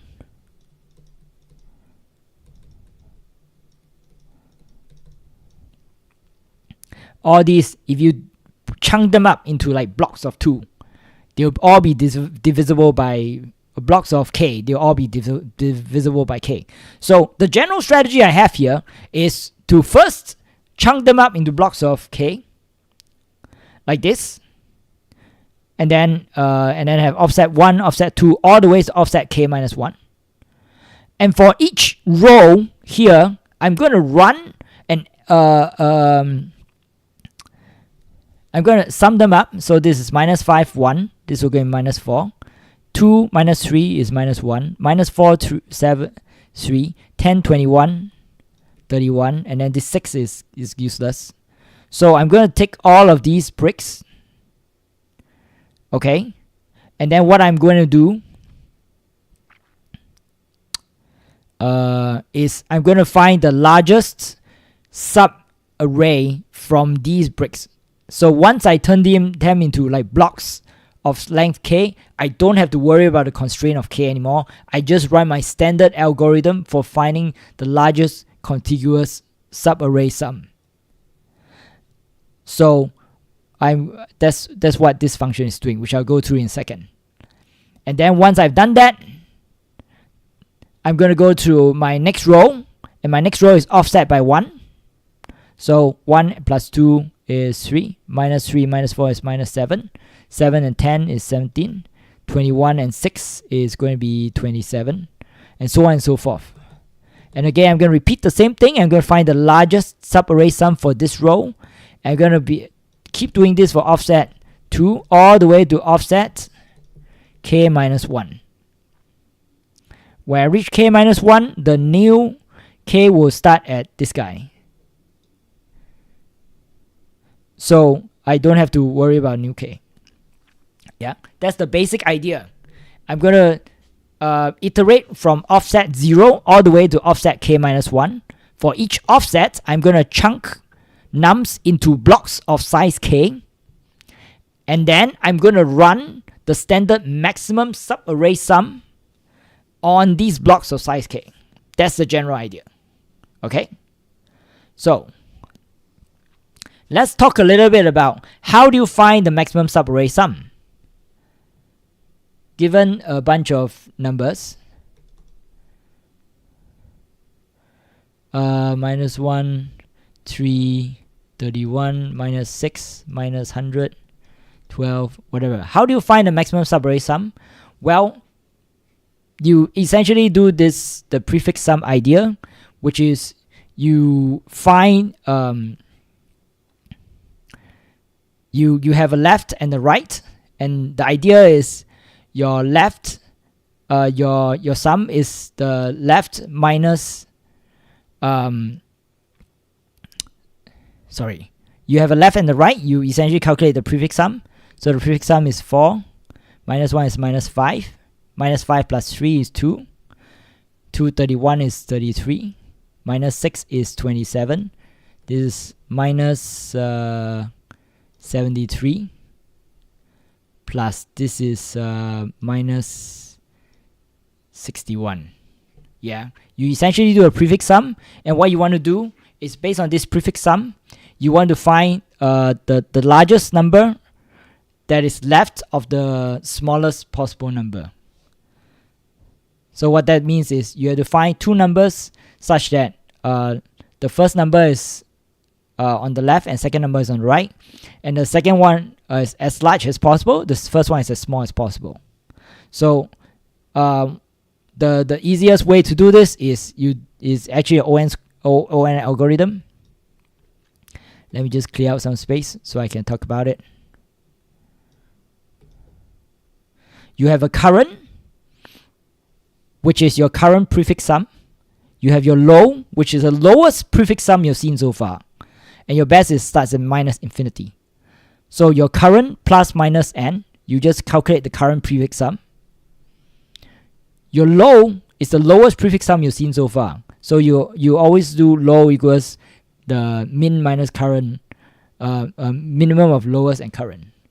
And your current prefix sum is going to be current minus low. So for instance, if you're here, your low is minus 5.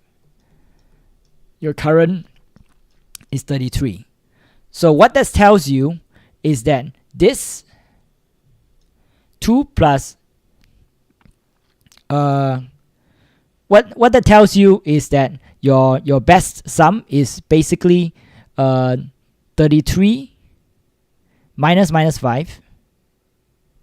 I wonder if I don't know if I got my math right, but basically it's 33 minus this lowest, which is like 37, and yeah, I think I got the math wrong, but it's 33 minus 5, which is 37, and that's going to be your largest, it's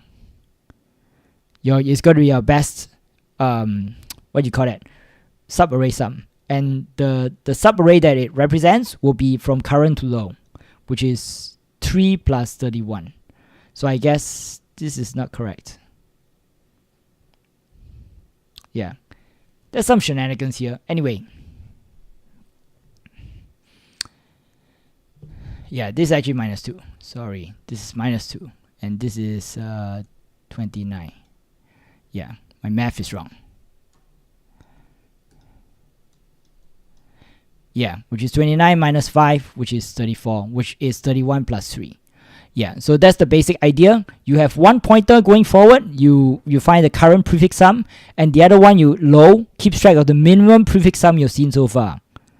So basically your current prefix sum, your current best sum is whatever your current sum is minus the lowest you've seen so far. So that's the function that appears here for calculating maximum subarray. So let me take a breath and just check out if there are any questions.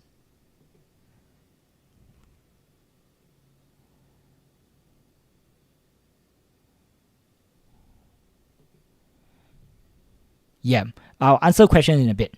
I will go through all the questions. Let me go through the rest of my solution. So basically now we know a few steps. Step 1 is calculate a bunch of rows. Every row, you take the original array, you chunk them into blocks of size k, and then you take these blocks of size k, you find the largest prefix sum. Okay? How do you generate the next row from the previous row?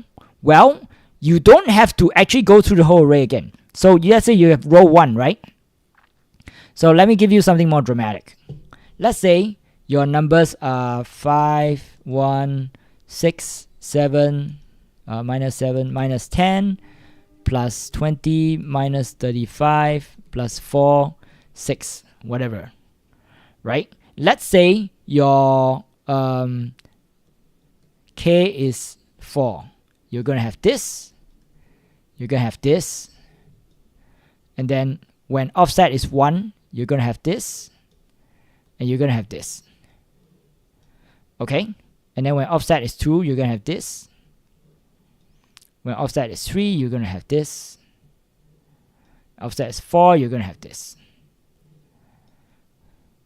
How do you calculate? So this one is 5 plus 1 plus 6 is 12. Minus 7 is 5. And this is, let's see, minus 45. Minus 25. Minus 21. Minus 21. How do you calculate quickly, given once you've calculated row, offset, 0. How do you calculate quickly the other rows? Well, there's a trick to it. You don't want to iterate the whole array again. The trick is actually, you take the previous one, you minus this, and you add this. So let's say this is row. This is row 0, index 0. Row 0, index 1. To get row 1, index 0, you take row 0, index 0. You subtract this guy, so you minus 5. And then you add minus 10. So 5 minus 5 is 0, minus 10 is going to be minus 10. So you can actually validate this. 6 plus 1, 7, minus 7 is 0. Minus 10 is minus 10. So instead of going through the whole array again, the number of operations you do is going to be calculating each row is going to be O n over k. And then how many rows do you do? You do k rows. So you get O n over k times k, which is linear time algorithm, which is O n, which is linear. So this is the trick. I think, you know, if you got a TLE towards the end, I'm pretty sure this is the part that you're missing. I'm pretty sure this is the part that you're missing. So let me go over the solution, my solution, and then I would actually go through the questions. So this is the function for calculating the subarray sum for each row. So I have low, current, and best. We've gone through this already. I will not belabor the point. Okay, so what I do is first I call this thing new nums, which is my row. The length of new nums is equals to the length of nums divided by k. I have how many bricks, each brick of size k. And then I just add them up. I say index equals I divided by k. If index is larger, I don't care. It's like a spare number at the end. Otherwise, new nums I dx plus equals index nums. And this will give me the answer for the first row. And then for range k 0 to k minus 1, what I do is I go to each unit in the row instead of going over. You notice how instead of going over the whole array again, I just have to go to each brick. Essentially, this is the length of new nums. I'm going to each brick in new num of size k. I'm going to add. I'm going to subtract the number I got rid of, the number on the left. I'm going to add the new number on the right, and that will be the new value of that brick. Right? I offset by 1. I'm going to subtract the old one. I'm going to add the new one. So this allows me to compute this quickly and make it not O(n) square. And then once I've calculated the new nums, the new value of new nums, which is a new row, I'm going to run the same max subarray, which is this function I have here for calculating the max contiguous subarray sum. And I'm going to compare it to best, and then at the end I return best. Cool. Okay, let me look at what the questions are. Okay, I see some things about question 4. I'm going to come back to that. Question 4. I don't know what a Fenwick tree is. Was right about divide and conquer. Yeah. Well, it takes a bit more than intuition, unfortunately. But do unique points. Okay. Can you publish your solution? Yes, I will publish my solution. I'll put it on the video. I'll add a link to my actual solution on video. You know what thought came to my mind? Nash, after reading create 2 prefix sum, 1 from start, 1 from end. Yeah, you were close. That will work for n for k equals to 2. Otherwise, you have to have k minus 1 prefix sums. Essentially, I created sums n k equals sums with.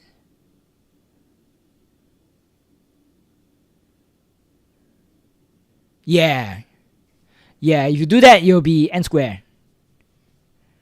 Prefix mod for 3. What is prefix mod?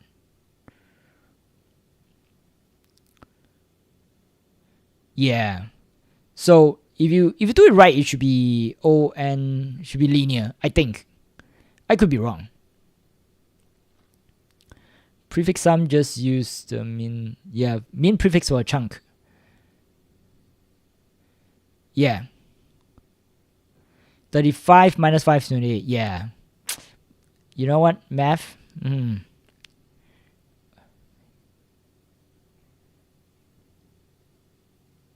There will only be k arrays of chunks. Yes, there's only k array of chunks. Because there are k minus 1 rows. And then the number of chunks is n divided by k. So if k is big, then there's going to be a lot of rows, but there are very few chunks per row. If k is small, then there are going to be only a few rows, but a lot of, so it's going to be O(n) time for k equals 1. You won't have second row as you calculate all the possible. Yeah.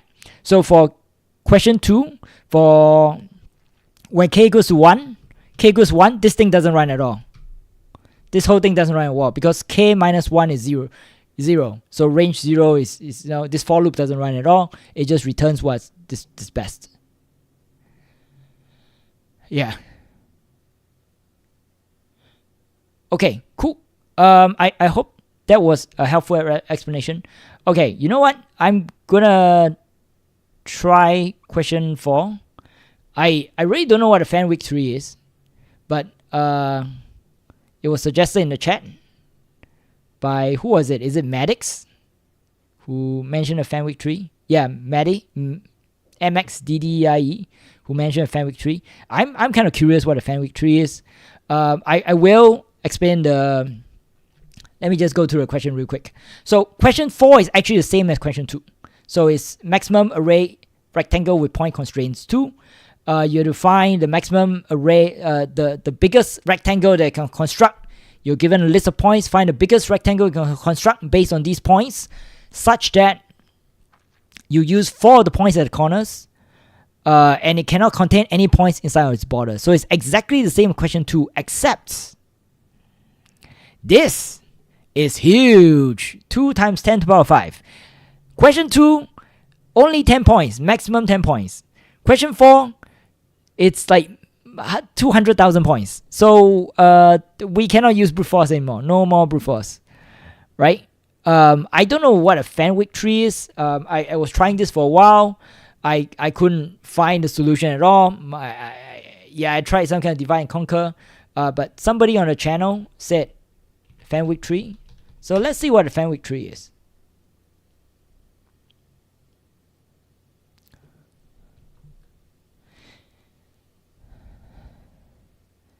Calculates the value of function.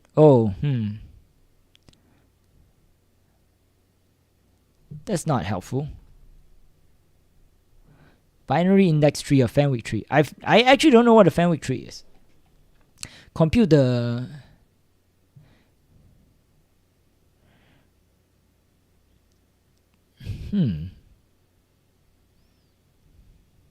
Okay, there's a picture. So in get sum, so your dummy.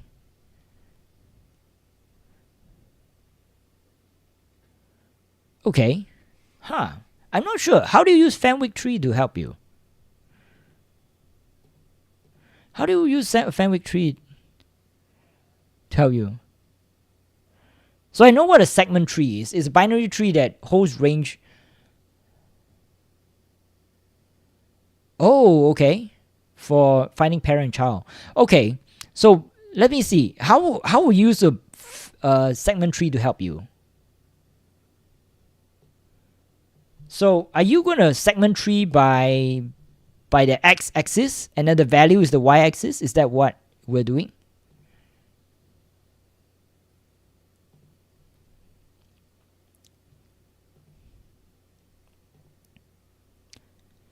So I guess we're going to segment by the x-axis. And I guess the value is the y-axis, right? Is that what we're doing?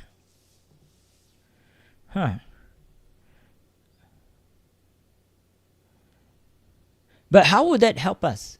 Oh, I guess we can quickly find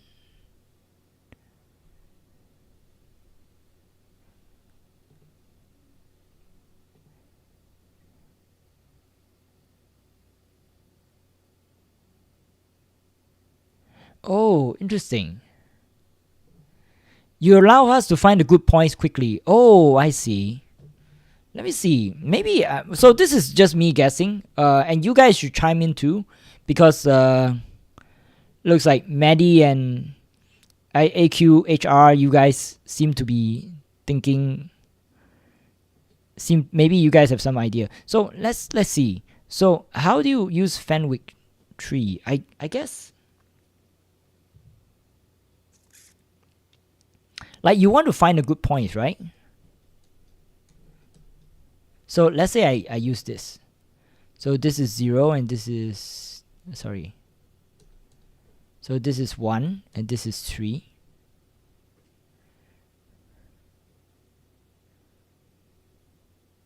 Yeah, I'm not sure. How do you... So this has 1, 2, 3.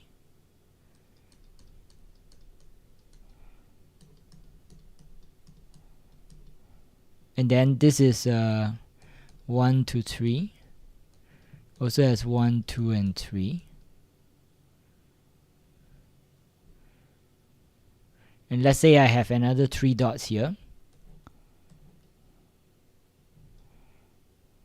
This is 5. 1, 2, and 3. And then this will be 1 and 5. 1, 2, and 3. I guess one thing that can help you is that, let's say you want to find, you want to find between 1 and 5. You want to find between 1 and 5. What are the y coordinates that appear between 1 and 5? Yeah, so one way I can think of that this might help you is that, let's say you want to find between, let's say you want this point, you want to check if 1, 2, 3, 4 is valid, right? So you check between, you see 1 and 5, and you want to know who are the points between 1 and 5.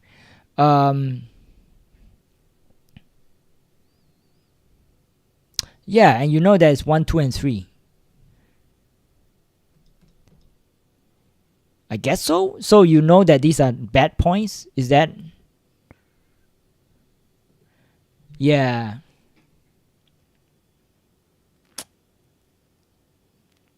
It'll be easier to know how many points lie in the rectangle will make. Yeah, that makes a lot of sense. Yeah, I think that makes a lot of sense.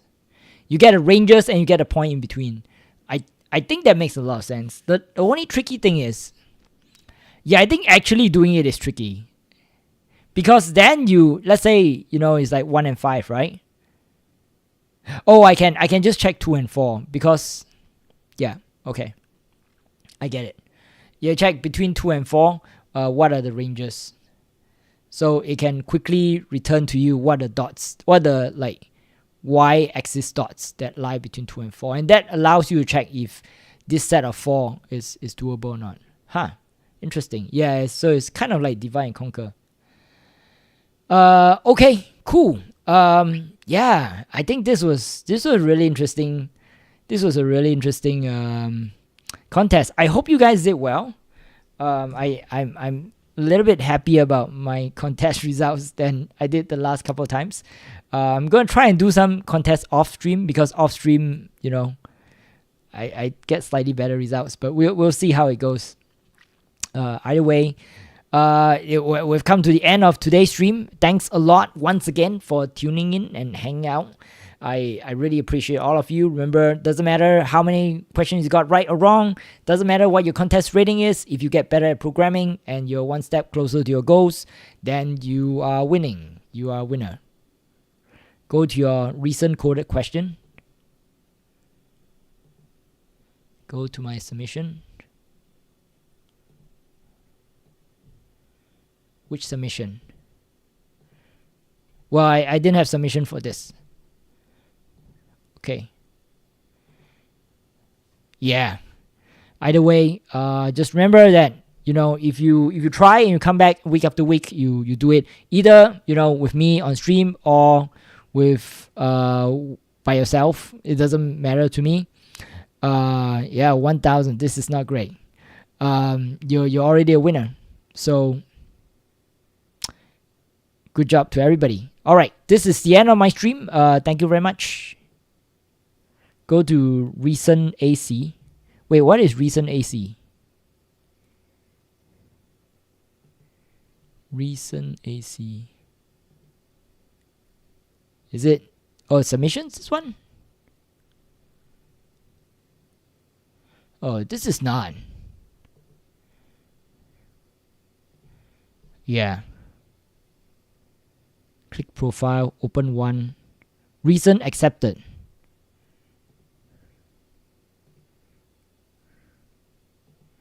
Submissions, recent accepted. You mean this one? How do I sort by this?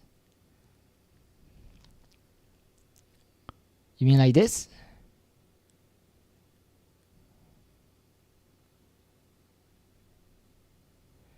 Huh. I wonder if there's a way to copy the... Are you trying to get the code for this? Get the link for this?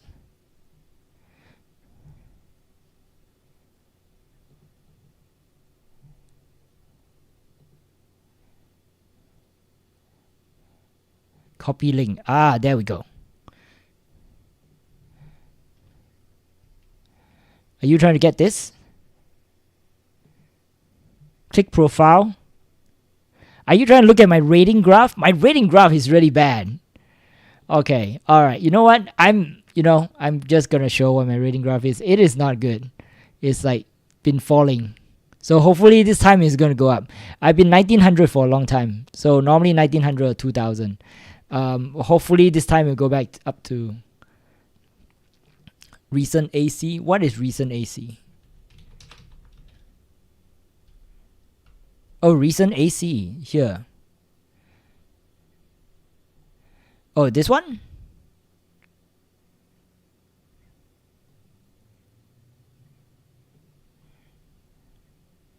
This one?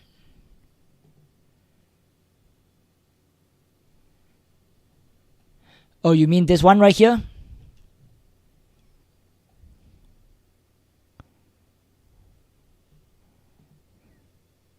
Just click any solution in the top link. Any solution in the top link. Like this one? Yeah, sorry, I'm not sure what you guys want me to do. Are you trying to get a link to the code? I will post that.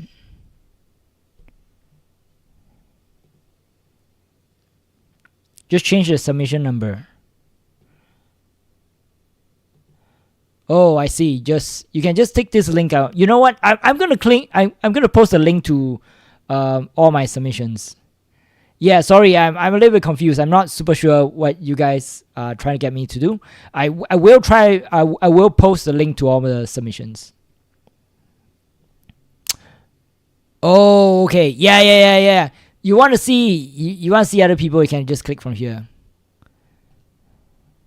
I normally just go to here and I click other people's, because these are the top submissions. I don't know how they can do this so quickly, but you know, they're better people than me. Alright, cool. I'm going to end the stream right here. Thank you so much once again for hanging out. And I'll see you guys next week. Ciao.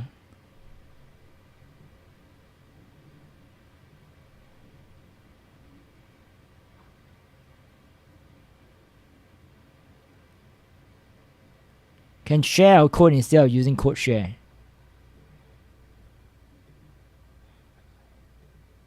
Yeah. Maybe Nash, you can write a comment on the video, because I'm not super sure. I guess I'm not super sure what you mean, but I'll post a link to the code of my own code. People can post a link to their code too. You know, I think we want to have a community where everybody helps each other. All right, cool. I'm out for real now. Thanks all. See you next.